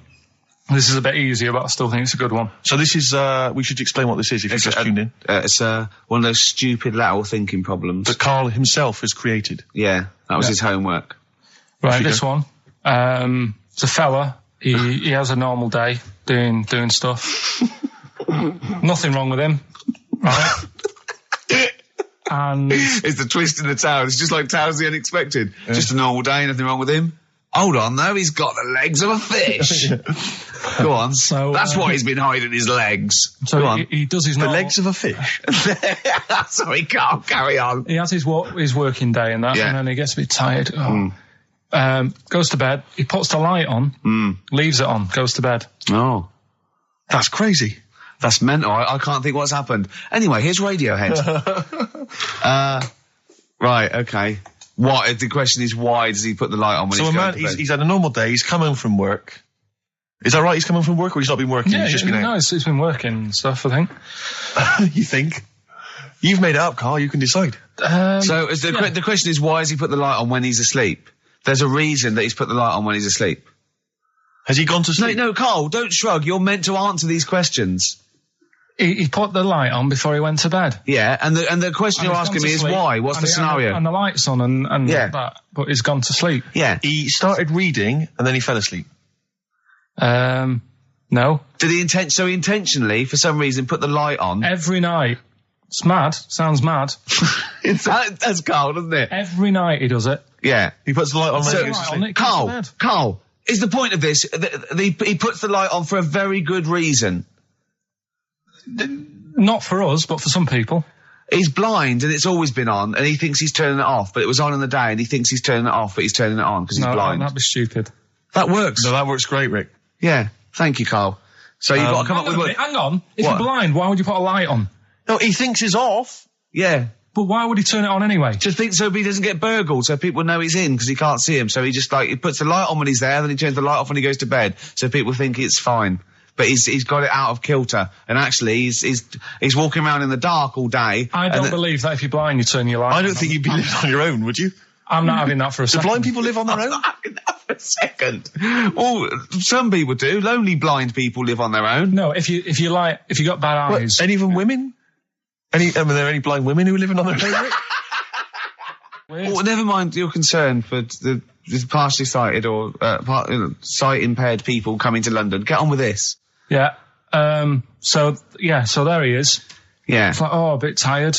Yeah. Just put the light on. Get to bed. Yeah. So he turns the light on and he goes to bed. Yeah.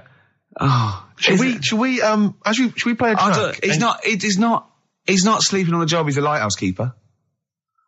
Well done. Is he a lighthouse keeper? That's not it, Carl. He's a lighthouse keeper. Right. Why wasn't the light on all the time? Because it's light in the day. You idiot. Play a record. What? Play a record. You're a buffoon. No, actually, the light isn't on in the day, is it? No, Rick? it's not. I think you're the buffoon. Yeah. Karl has won! Quickly recap the end there. I almost missed the end. There you go. He's in the attic, right? Yeah. His missus is still downstairs. She's not up there. Okay. Right? He's on his own. And he cleans this lamp, right? Yeah. And this fella appears out of all this smoke, and he's wearing a nice pair of 501s, and he's wearing a shirt, and there you go. What's the song? What song are you thinking of? The lines are going mental. Because it's so easy.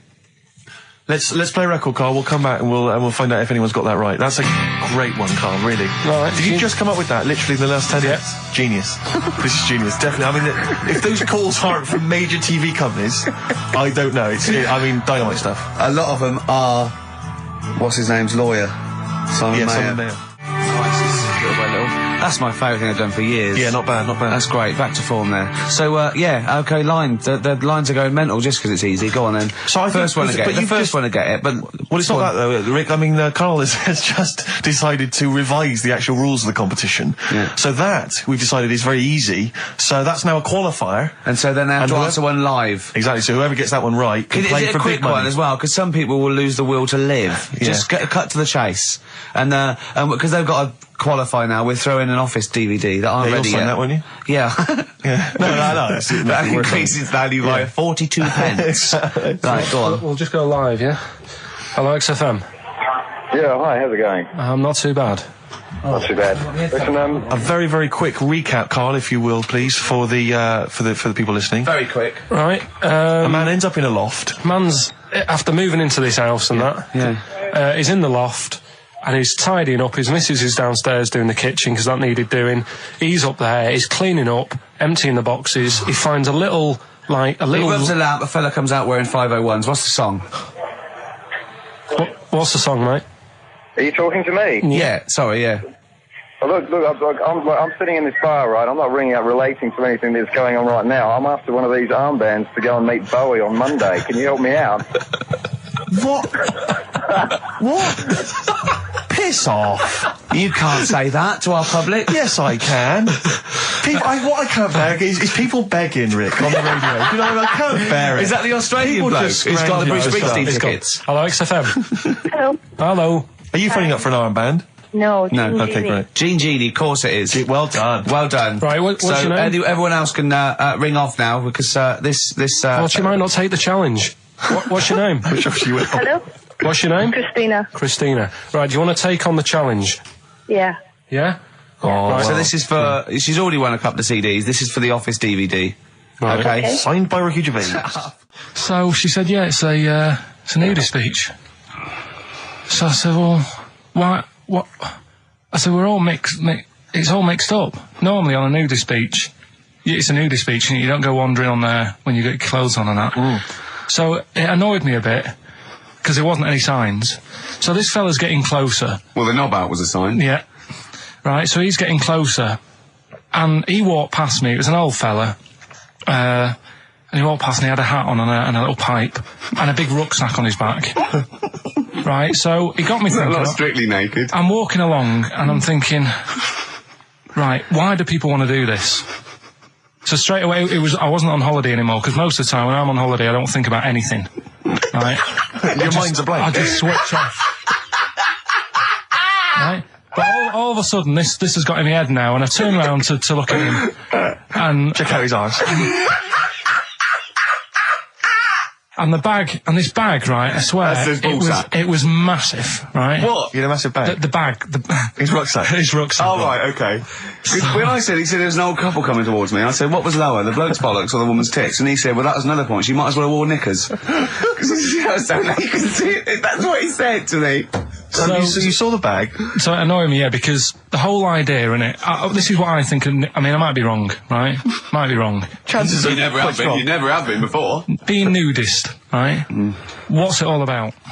Because my auntie Nora, she same thing, pumped her with loads of drugs. She used to have a cabinet next to the bed is like boots. She's got loads of stuff, right? For all sorts of stuff. And, I mean, she's not that old, but she's on loads of stuff, right? She's a bit coked up, is she? She called up my mum once. And, yeah, you told us this. Go on, tell it again. And she said, oh, how are you doing and that? She's all right. Bit worried, though. My mum said, why, what's up? She said, I've been breaking wind. So she goes, well, you know. She says, no, but this one is going on and on and on. And she was like, she was like, what do you say? What's like passing wind, farting for 5 minutes. One thing, not like, you know, trumping and then nothing. Yeah. Continuous drone of a fart. I'm eating. Hey? I'm eating. So am I. Karl, you have to carry on. Right, yeah. We're all eating. Crisps, food crisps. So last week, yeah, you were playing your feature, that song, I Shouldn't Switch Off, because I'm enjoying the story. Yeah. And we played Living for the City, only you played the single mix, which doesn't have the entire second act, if you will. Yeah. So, Carl, you've not heard it before. You're excited. Heard it before. You're excited to hear the second act because, as far as you're aware, there was a young guy. He's living with his family. They're fairly impoverished in Mississippi, but they're happy. They're getting on all right. But you're not even aware that he's moving to the big city. No, it just fades out. Well, that's the city in question. I mean, I've liked this song for must be, 3 or 4 years, and I've always listened to the single version. I had no idea that I didn't know the full story. So yeah, it's not. I mean, and I know your attention to detail. You like to know the full story, like where everything. Well, was. the whole idea of the feature is to say, you've got to listen to the song. Where was the lead plate thing? Where was the lead plate thing? That was like a few years back. Where was it? In Britain and Scotland. Yeah, it was a problem all over the world. They had to deal with it. You're making it up now.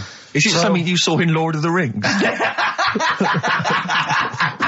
Yeah. Right. So anyway. Yeah. So the Lion and the Witch. Yeah. Go on. Go on. So far, then, what did we learn in this story? We learned so far from Stevie that there's a young lad. He's, as I say, he's got a family. He's fairly happy, except they're very poor and they struggle to get by, but they're happy and they're doing it anyway. He's moving to the big city. Carl, this is the bit you didn't realise. Just play the track. Okay. Here we go. So this is halfway through. This is halfway through the tune now. This is you've not heard this before, have you? Let's go. Sorry, I accidentally played an episode of Kojak by mistake. We were going to play a song. Carl, what did you make of that then? Yeah, what's happening there then? Eh? He was living with his family. He was fairly impoverished. He's moved to the new bus he was on, was it? Right. So what's your take on it, Carl? After hearing that, what I've worked out by it, the first part that we heard last week, everything's all right, but it's not that great living in Mississippi, right? So he goes, I'm going to go to New York. There's plenty of work there. Yeah. They'll sort of accept me as, and everything. So he goes there, and the weird thing is, he's hardly, been in New York for a second.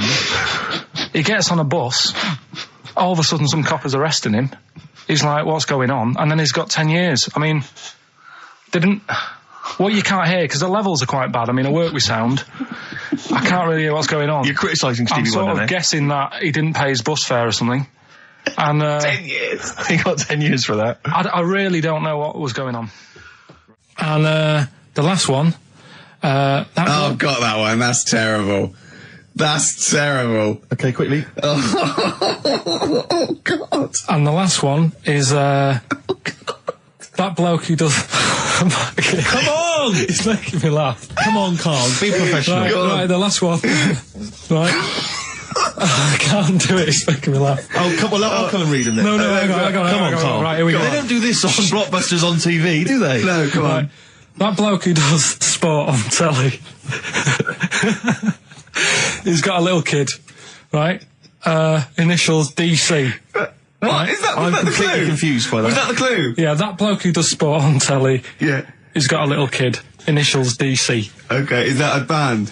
Or an artist? It's I'm not cheese. This is a well-known sandwich. Is it? What is it? Is it a band or an artist? So just quickly recap. Okay. It's come on, Carl. Right, come on. Quick recap. The first one is B. I don't think them birds should be around in this area. Right, that's B. Right. Second one, he doesn't like women yet he's got a few kids. It's a bit weird. That's PD. And the final one, that bloke who does sport on the telly, he's got a little kid.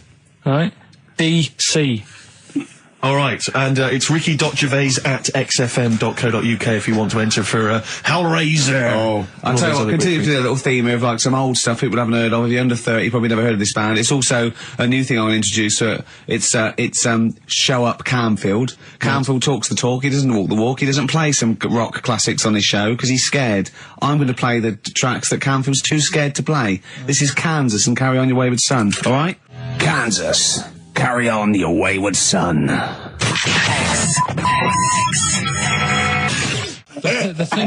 thing that I wanted to tell you is money for old rope. Do you know what I'm saying? I can't even be bothered. Yes, you're going to tell me now. Come on, Carl. Right, I mean it. Basically, money for old rope came from the right. What was all that about? He can tell someone's weight. What was that bonus for? fact. And blind blessed shitting himself. What are you? What? No, tell me that now. You nearly made me swear then. I'm getting really annoyed.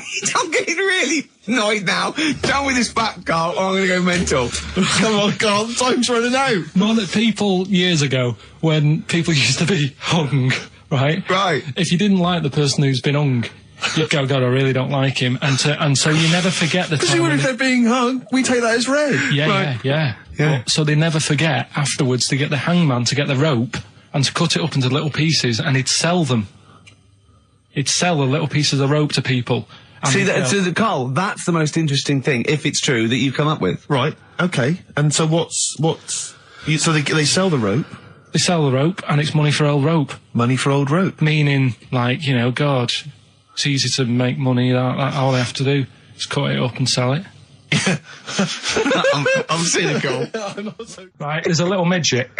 Right, there's a circus. I'm loving it already. Circus going on somewhere. I think it was in America. Yeah. And is that present day or old times? I'm talking like in the last 3 weeks. Okay. Right, little midget. Circus, really packed out show. People are loving it. Steve, you asked the same question I did. I know. So there's little midget jumping up and down on a trampoline. That's what circus is. Right. I pay good money to see it. So everyone's clapping, and he's getting carried away. Because he can't believe they're loving it. I didn't know they'd like a little person on a trampoline, but they love me. But you know what it's like when, if there's a crowd of people sort of encouraging you to sort of go higher and stuff. Yeah. And I'm sure he knew it was getting out of hand. But he was jumping and he was coming down the road going higher, and he's going really high in the air, right? So he's doing this, crowd are clapping. There's a hippo, right, just sat next to the trampoline getting ready to come on and do his act. Oh, right, I thought he was in the audience. There's a hippo getting ready to do his act, Steve. Yeah. So he's a ventriloquist. What do you mean he's sitting by the trampoline waiting to do his act? Because why does he sit in the dressing room and they go, 5 minutes, Mr. Muss, 5 minutes, Mr. Muss. So anyway, right, so the hippo's there. He's getting annoyed, is he? Because the midget's he's going, how can I follow this? This is really annoying. They're going to be, no. So he's thinking, he's already done the trampoline, my pogo stick act is never going to work. Yeah, go on. So there's a hippo waiting. See, it's a great story, and I just know he embellishes it, or it gets slightly wrong. Go on. So there's a midget jumping up and down. The hippo's getting annoyed. The crowd are going mad. The midget's loving it. Can't believe his luck. Although you think he probably knows he's dicing with danger. Yeah. So next thing you know, they're all saying higher. He gives it one big, like, heavy sort of landing on the trampoline. Goes really high, but goes off at a funny angle. Oh, hypotenuse. Okay. Yeah. And sort of flies off. Hypotenuse! Sure. Flies off at a funny angle. Ooh, Hippo's there, swallows him whole. Crowd are clapping, thinking that's why the hippo was waiting there. Rubbish. Rubbish. Alright, that's Aqualung. Good time's gonna come, innit? Right, Carl, come on in, educating Ricky. So, don't let the cat out of the bag, that's where that comes from. Comes from a crafty butcher. Right, go on then. So the next little headline is, Wash Up With You. Wash Up With You, go on. You want to know about that? Yes. It's a survey that they did. This week. They? Yeah, some university did some survey. Brilliant. Did a world test on washing up. Yeah. And each country were given 140 pots to clean. Brits were the quickest. Yeah. Yeah. Turkey were the slowest at washing up. The Turks. It's not because the little fellas that work in the kitchens with no... Is it? They can't reach. Spain were the cleanest, and the Germans were pretty good as well. So... I don't know where to start with this. Honestly, Steve, I don't know where to start with that. Look at his face. It was really light, right? We've had the parrot, right? These are things that I found the parrot, right? I've told you about the dog in the car wash. Right, you didn't tell me about that. You said there's a car wash for a dog. That's all you told me. Yeah, the parrot, you said there's a parrot. What? It's a problem at funerals. Yeah. That's nothing. That's nothing. Do you understand? And they used to eat cats. What else have we got? Travis on XFM 104.9 on Ricky Gervais with me, Steve Merchant and Karl Pilkington. We're doing Educating Ricky. Right, final one. Come on, Karl. Right, what was it? It was, why don't they just get a diary or some paper or something to write on? Yeah. Yeah. Because snappy. I couldn't think of a heading for it. It's basically, Go on. People who have tattoos, I've never understood it, right? That they have something put on their arm. Right, sorry. Have we started the educate? Is this part of it? Are you educating me? This is something that will be useful in my life that I didn't know about. Yeah. Go on then. No, it's just like they've got a machine out, right, that does tattoos. You come up with a design you want, and you sort of this machine scans it, and you put your arm in this thing, and you press print or whatever, and then it does the tattoo on your hand or on your arm. Like loads of little needles that follow a pattern? Yeah, computer, basically, yeah. Is it a real tattoo? It's a proper tattoo. one. The fella said... well, as long as it goes out, it pierces the skin with a I just wondered if it's one of those kind of, those kind of... No, it must be lots of little needles or a moving needle that can go along. But how is this cleaned, like, in between each person? Dunno, probably... I don't know. Well, no, as long as it's only that... If it's one needle, it's just the head, isn't it? If it's one needle that moves, and does it like like loads of little... What are we gaining from a machine doing it? Just because they're not going to sort of mess it up. But hold on, how do you keep your arm still? Because your skin moves slightly. It's the machine sort of strapped to your arm. Right, and so it's spread... the fella said that the tricky thing was in all this, it was the fact that, nobody would let him test it out on anyone else, so he had to do it himself. But did it work? Because the thing is with a tattoo artist, they can see when your skin's moved and they can see what they've done and they keep wiping it and looking, whereas a machine's just got to trust itself. Yeah. So I think one needle could go wrong. If it was a lot of needles that it just came down, like, 1,000 needles that was an imprint. Yeah. But obviously I'm asking someone who hasn't delved any further than there's a machine that can give you a tattoo. That's all you've got at the moment, isn't it? Well, yeah, basically. That's all you've got? I mean, that's what I've got, because I'm not a fan of tattoos. I don't... But where did you read this again? This was... Internet? This was on the internet, yeah, it was, yeah. Okay. And I just don't understand why people do it. That's what got me attention. Because me... Sorry, what have I learned from this? That if you wanted to get one, you can get one done by a machine now. Well, you'd think it'd be Bughead, wouldn't you? What? Well, you'd think it'd be Bughead, wouldn't you? You'd think it beat... No, you'd think it'd be... Yeah. You'd think it'd be Buggered, wouldn't you? Bughead. Bughead. This can't be... If this is anything with a bug living without a head, I'm not interested. Because we've done it. All you've done is fun. Let's just do what a cat. So it is that. Do I do that one first? Which one are we doing? No, do the Bughead one. Right, well, the Bughead one. Well, we've talked a lot about animals and that, haven't we, without heads. Surprisingly, we have.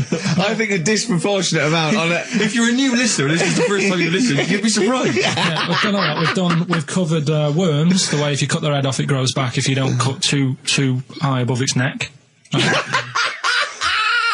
We've covered the chicken, the fella who blinked. Yeah, I can't go into it again. Right, let's not go into it again. We've had the chicken with no head that lived for 8 months. Yeah, and we've had cockroaches living for a week without an egg. Right, okay. Well, it's a bit more on the cockroach front, really. Right. They've found, right, that if you get a cockroach and you cut its head off, right, and then you find a cockroach that's still got its head, but it hasn't got any legs. Right. Right, it's not over for both of them, right? Because what you can do, you get the one that's got the legs, right, with no head, sort of running around. Get the one with the head, sit it on top of it, right. Get a little tube, okay, so that the fluids. So is this auntie's go out of the room? Finish. This is like Blue Peter. Let him finish. You could get this for Christmas. Right, you get a little tube. You sit that on top, so the bodily fluids are still running between the two. Right. The head of the one on the top will control the feet of the one on the bottom. Okay. What about that? Good. And will it continue to live? Yeah. Okay, you don't know that for sure, do you? That was just a question out of the blue he wasn't expecting. Well, what do you think of that? Good, yeah, it's great. Yeah, just a primitive nervous system that can, yeah. Did you expect us to be more impressed and excited by that? Did you fall off your chair when you read that? Did you literally topple off? Snowbird from Mark Ikes are part of his covers album. He's so happy that the XFM listeners understand his stupid clues, and he knows it annoys me. We've got some right answers. We'll be getting out the answers just quickly, just in case someone sort of missed one of them. I'll just quickly do them, Yeah, go on. First one, there's a load of letters. There's a load of letters there asking for advice. Put them on Claire's desk. Oh, well, Merry Christmas. Ask your mum if you should. Oh, well, Merry Christmas. And a couple of people were arguing in the supermarket. It was Christmas, and that's veg why. Counter. and that's B. Okay, we'll give those answers out shortly. Yeah. Right, here's the last clues of the year. You had, there's a load of letters there asking for advice. Put them on Claire's desk. That was F. That was for foreigner. Foreigner. I don't know what you mean. Claire Rayner, she took advice, she gave people advice, so that's a foreigner. That is shit. Right. I'm sorry. It may be Christmas, that is absolute A dark. lot of people got the right answer. I know, Yeah, well, that annoys me even well, more. Actually, a bit of extra monkey news if you want it. Okay, always. Do you know the, Monkey News Extra. Go on. do you know the Halfords ads? Halfords ads? I don't think so, no. What happens? Halfords, they've you know, they sell nuts and bolts and stuff. Right. They were using monkeys in the ads. Okay. Yeah. And what happened? Packet. Don't they sell bikes, Halfords? Well, mainly.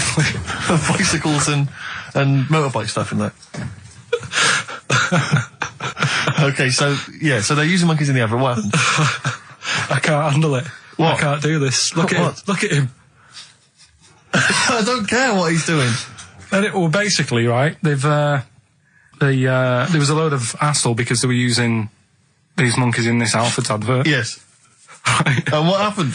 Get to the point. It turned out there wasn't a problem because they were mechanics in the first place. What, they were monkey mechanics? Yeah. What are you talking about? Mental. What are you talking about? That's not a story. Right, anyway, listen, let's get back onto They were it. mechanics in the first place. Right, listen. Right, so they're making this documentary. Right? And stumble across a little gang of Get on with it, please. Little gang of monkeys. That's Yeah. the first time I've ever laughed. I'll hear that. I know. Well, brilliant. What do you want, a cake? Come on. Can we play a song? Oh, I don't understand what is wrong with you, you freak. It's making me laugh. Just tell us the story. All right then. All right. So anyway, right. So there's this documentary being made. They found a little gang of monkeys. Right, play a song. I don't know what's going on here. I apologise. It's just if you were looking forward to monkey. Oh, chimpanzee that Monkey News. Excellent. Okay. Right. Where were we? We would just start again. There's some people making a documentary. For what? Okay. Making a documentary in a jungle and that. Right. Stumble across a little gang. Okay, come on. All right. A little gang of monkeys. Yeah. Oh, come on. So the camera crew are there filming it. Yes. Everything's going normal. It's all fine. Nothing odd about it. Okay. They're not running a restaurant. They've not got any barber shops. Nothing. No. Just regular monkeys going about their business. Yeah. So anyway, what normally happens is the monkeys sleep with a partner. They already do what? They don't sort of sleep around and that. Once they find the girlfriend or the boyfriend or whatever, Yeah. they stick with them, right? Okay. But anyway, they were watching this one, right? And it's going around a bit, sleeping around, Oily. and it was getting fatter. They thought this is a bit odd, Yeah. right? So followed it round and see it having it away. Turns out, little prostitute.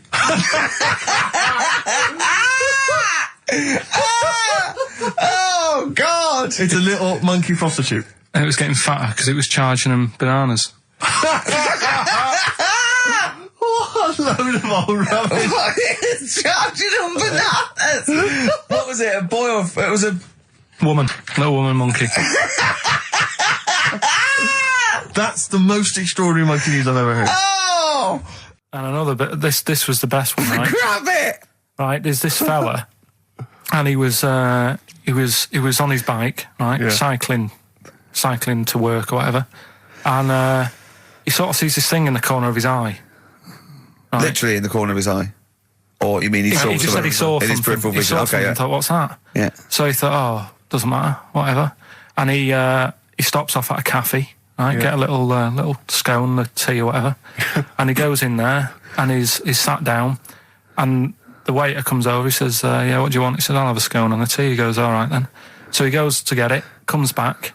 As he puts the tea and the scone down, his face is like, what is that, right? Like a look of frightenedness on his face, right?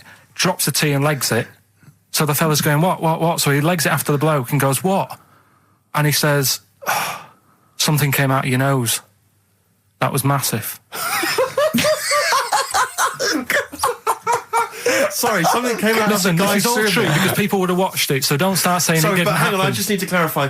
The guy on the bike... I don't believe he ran away. Wait a I minute. don't believe he legged it. I don't believe he had a look of frightenedness on his face, and I don't believe he said something massive came out your nose. and I don't even believe he had a cup of tea and a scone.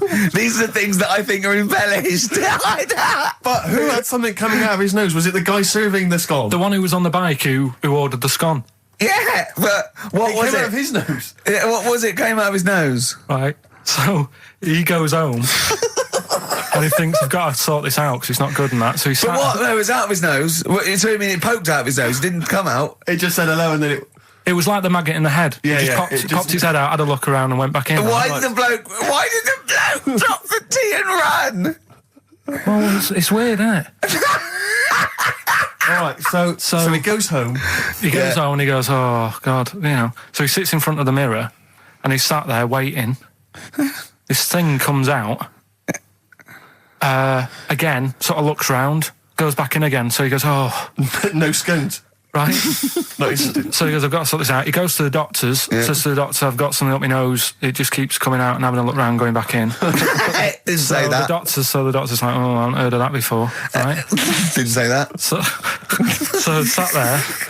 It does it again. The doctor looks, frightened again. Runs away. Yeah. He's got a look of frightenedness on his face. He had a look of medical frightenedness. He dropped his stethoscope and legged it. Well, here we are again, XFM on a Saturday, just gone 1 o'clock, Steve, if I'm very much mistaken. But we're not here as such. We're away again, gallivanting around. We've got to do the special sort of best of again. Okay. Which we did a few weeks ago. So this is the best of the last 3 weeks. Which I think is it's the best 3 weeks we've ever had. But I'd like it condensed into 2 hours. Yeah. Yeah, some great music as well in there. Yeah, there'll be some great music interspersed with fine chat that you've already heard. Yeah. Except this bit. This bit's new. We've actually, out of the kindness of our heart, we've come in last week. Yeah. Yeah. And we've done a few clips just because we felt a bit guilty about shooting off. Yeah. And leaving. Even now, having heard this link, I'm beginning to wonder if it was worth our time. Yeah. Well, should we play a classic link? Let's play, what, from the last 3 weeks? After this is Feeder. All right, so here's the first bit. Yeah. Right, okay, Educating Ricky, part 2. Right. I'm committed to this treatment. Yeah. Is one of them. I've got to go for that one. Yeah? Yeah. Or the other one is the police are causing a bit of a stir. He still says it like it's the best thing he's ever come up with, which in a way is. It could be. Right, go on then. I'm committed to this treatment. Right. Do you know the saying... Is it just sayings now? Are they all sayings? This No, they're not. Okay. No, the other one isn't. Frog in your throat? The saying, there's a frog in your throat? Yeah. I assume it's when you croak a little bit. You sound like a frog. No. Right. Might seem a bit weird, this one, right? But years ago... Oh, yeah. Sorry, well, what is that clue? Committed to this treatment? It's about frogs committed. It probably works better with a K and an ER written down. Well, also, if you pronounced it committed, yeah, but not committed. Committed to this treatment! Right, go on then. That's genius. So, yeah. Well, what? You go to the doctors and you go with throat hurting a bit. Right. And what they did ages ago. Ages ago? What year was this approximately? We are going back quite a bit with this one. Oh, okay, go on. And the doctor would say... did history. Imagine years ago. Go on. And the doctor would say, right, keep your mouth open and you need to look at your tonsils. And the jaw would ache a bit because they weren't as quick back then because they didn't have the technology and stuff, and they'd have to stare at it and study it and stuff. And they get an achy jaw, right? Keeping their mouth open. Yeah, like you get, you eat a Mars bar or whatever. So they'd sat there and they used to always close their mouth, and it used to annoy the doctor. Right? Oh. So what they did, they used to get a toad, right, and put it in the mouth. Rubbish. Okay, keep talking. Keep talking. And that way they couldn't close their mouth because either they'd squash it, right, or apparently you're not allowed to lick a toad's back. So the doctor would have them for breaking the law? No, but it's poisonous, right? A toad's back. You should never lick a toad's back. Or put it in your mouth, really. Oh, just stop for a second. Wait. What? Can I just ask one question? Go on, yeah, just ask one question. I've got a few, but go on. Sure. My initial thought is, it sounds like a brilliant bit of sort of medical knowledge there. It's a great idea. Yeah. My only thought is, how does the doctor see past the toad? Yeah. Your tonsils? What's he actually looking at with the mouth open? Surely the toad is in the way. Hopping around in the way? It didn't say. Sorry, and my first question is, was this on the internet? Yeah. Yeah, okay. Carl, that is bollocks. That is, I mean... Well, all right then. Let's turn this round. Where does the saying, you got a frog in your throat come from? Probably because you sound a bit croaky. Probably that. Probably because you sound a little bit like a frog when you've got a sore throat. Carl, did you not question it just for a moment when you read it? Just for a second, didn't you think, that seems an odd approach? Firstly, why a frog of all the different species? Because it's poisonous. A toad. So it's a toad as well? Yeah, well, it worked. I'm committed. Worked. No, my point is a frog in the throat. I was going to change it to, have you heard the news Toad Day? But I went with the frog. Oh, God! Right, so that's rubbish. So that's rubbish. Next, can I have, Let's play a tune, let's come up with the God. last one. Can I just say... No, just play it. Yeah? Yo, Carl. It was my birthday, right? Went home after working with you a couple of Saturdays ago, right?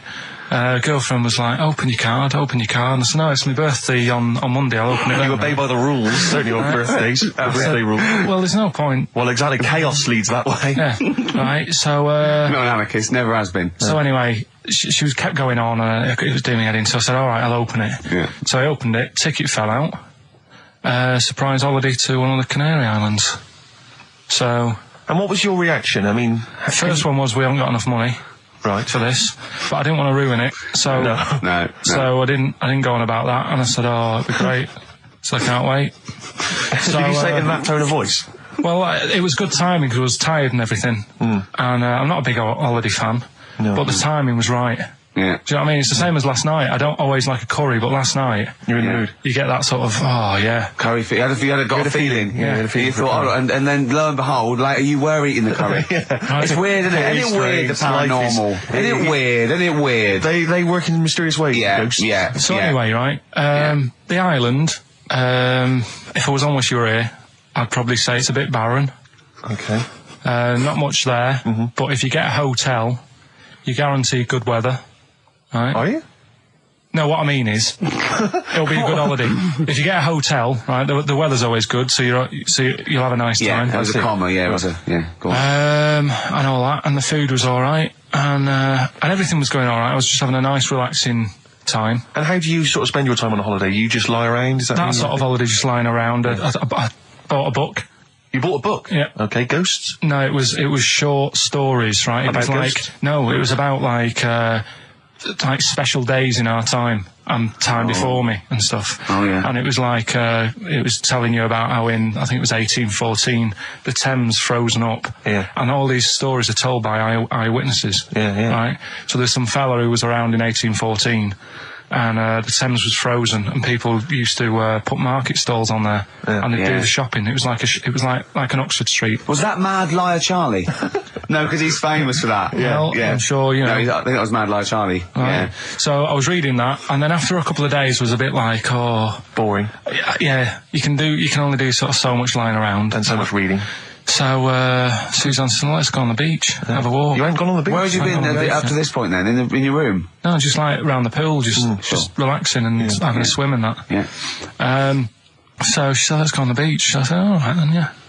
So wandered down to the beach, and first impressions are, it's all right, it's clean. Your criteria is so basic, it's weird. Hotel, yes. Roof, good. Food, adequate. Beach, clean. Next. So I'm walking along, and everything's good, and there's a woman feeding fish bread, which I thought that's different.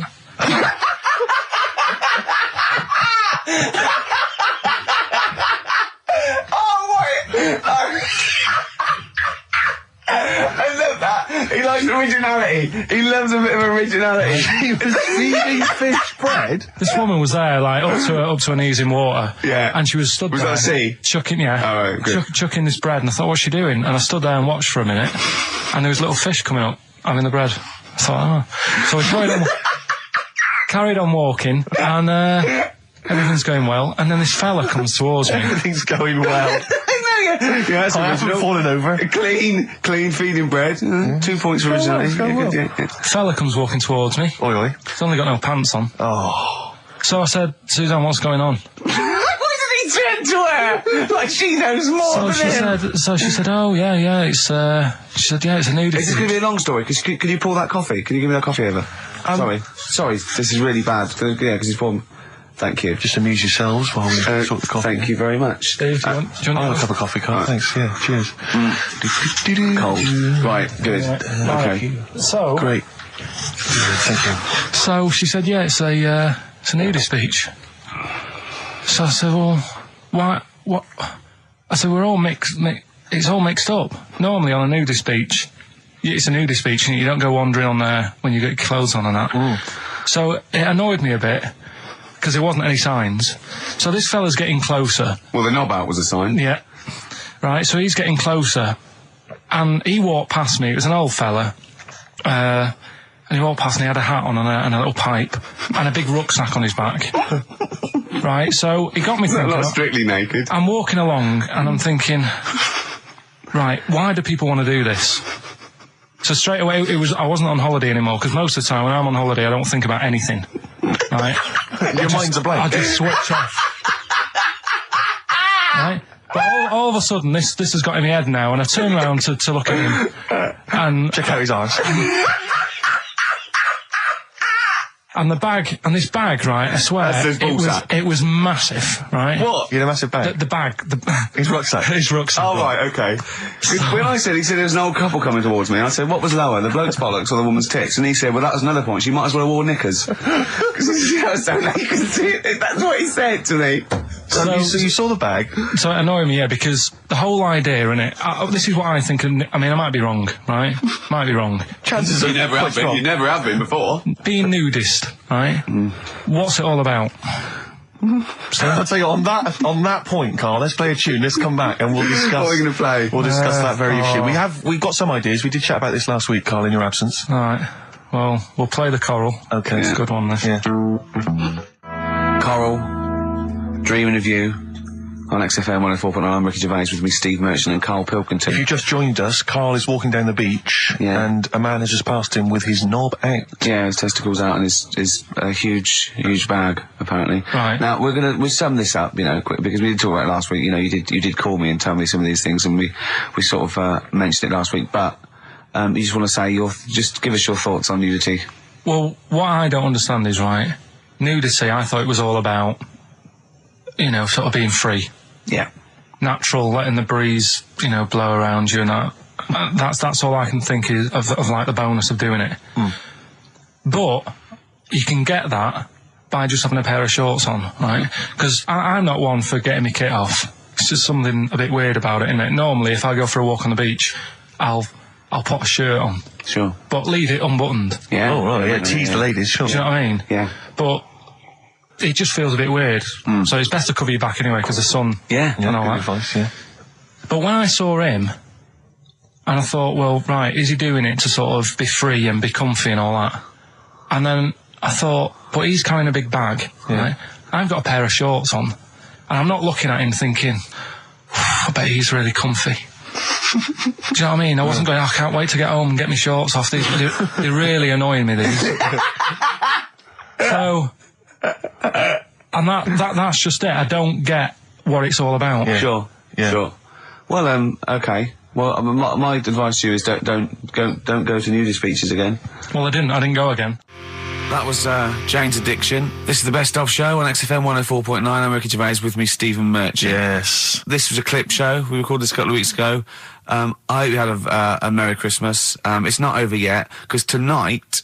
at 9:50 is the second part of The Office Christmas specials. It's brilliant. Watch it, and we'll be back next week live. I'm Ricky Gervais, with me Stephen Merchant. Bye. Have a great new year.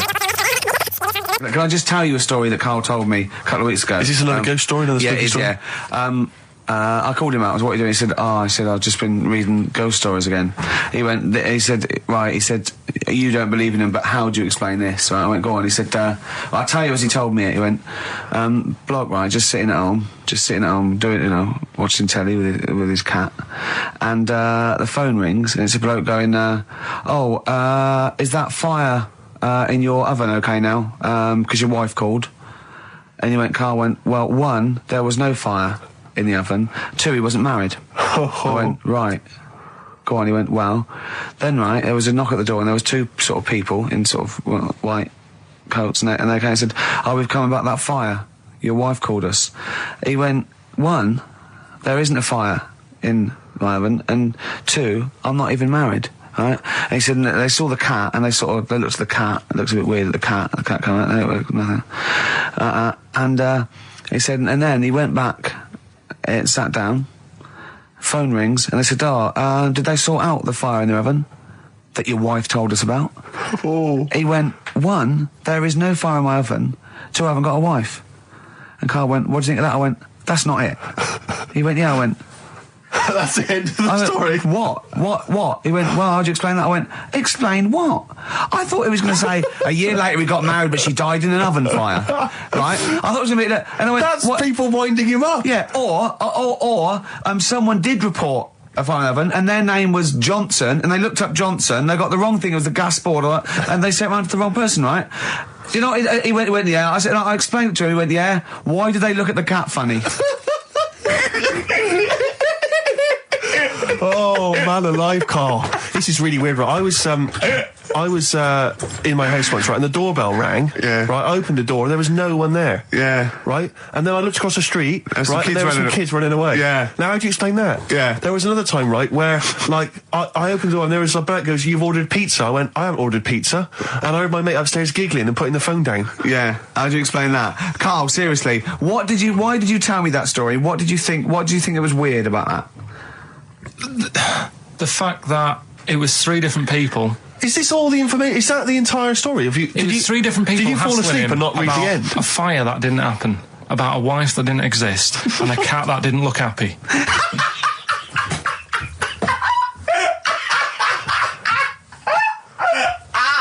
Oh, I'm gonna have a heart attack, Karl. What? I mean, why did they look at the cat funny? Because cats don't like spirits, do they? What? And the other blokes were ghosts?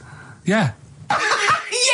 Yeah, that's it. So these are kind of beetle about type ghosts.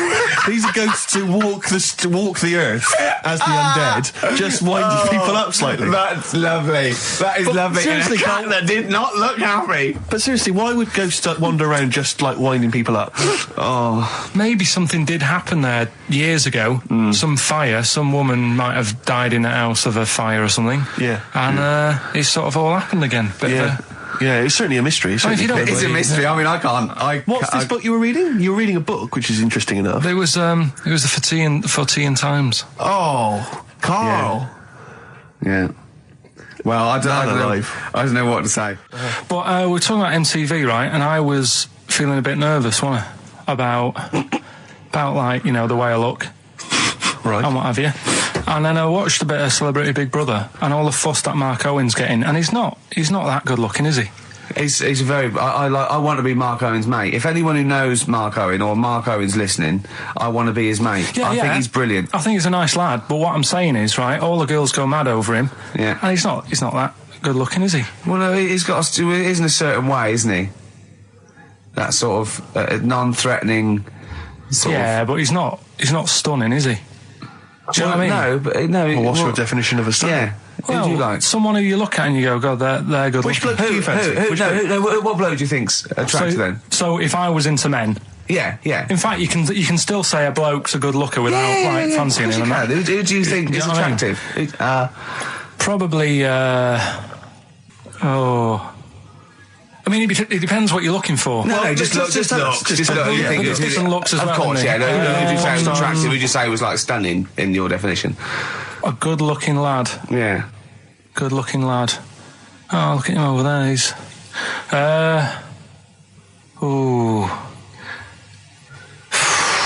Do you find, Robbie Williams, do you find him attractive? Boy Next Door, look. No, who do you... Carl, hurry up, because it's, we've only got 2 hours. Probably...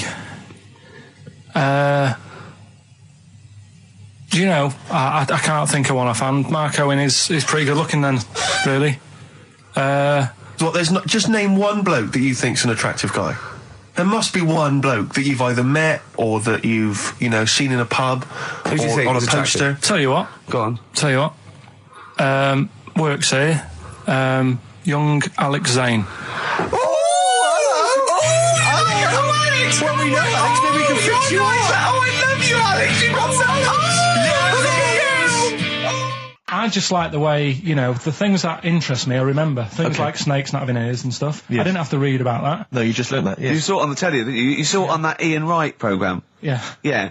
And this is what Carl said to me. He said, it's actually, I called Carl up in the week, and Reese was with him. Reese used to be on XFM, and he took the phone, and he went, Carl's worried, I've seen that programme. He said, snakes don't have ears, right? He said, so you can creep up on them and pick them up. And he said, Carl's worried. He said, how would you ever put them down again? Because then they know you're there. I woke up the other night quite late. Worried about that. And I said to my girlfriend, I said, how do you put a snake down? And she said, what are you talking about? I said, that Ian Wright thing, this guy managed to pick up a snake. And do you know that thing where they clamp its head on a jar to get the poison out? I do now. Right? They did that, but they didn't show you how they got rid of it. And I thought, it could really get nasty, because it's obviously annoyed that you've had its head pressed in the jar. Yeah. Right? They hate that. Now... Especially as it's in front of their mates. When you lift it off, right, you've got hold of it. Yeah. If you go to chuck it down, it's going to turn on you. It's going to go wild, isn't it? So, I just wondered. Well, what you do is you never put it down, Carl. Yeah, that's why that bloke has got about, 11 or 12 just carrying him. Exactly. Yeah, you never put it down. You sling it. Who cares? You just throw it, don't you, really far. That's not, that I don't think you should throw But snakes. Carl, listen, don't worry, we're not asking you to get involved with snakes. Like I said to you, though, the reason I did this was to get that kitchen, right? Now... Brilliant. As we speak now, right, Builder's in the flat. He's been annoying me. Of course he has. Of course he has. What's he been doing? When he turned up on Monday, right? Yeah. Wanders in, and the first thing he says to me is, said, the pub across the road, is it any good? I said, well, it doesn't matter, does it? You're working on the kitchen. Think of saying that to a builder. Probably making conversation. Probably meant, do they do a toasted sandwich? Because I've got a half-hour lunch break, not an hour, like Karl Pilkington. So I'll probably go and get a nice, cheese and tomato sandwich. Is that genuinely what you said to me? Yeah. The first thing you said to me? Suzanne had a go at me saying, why have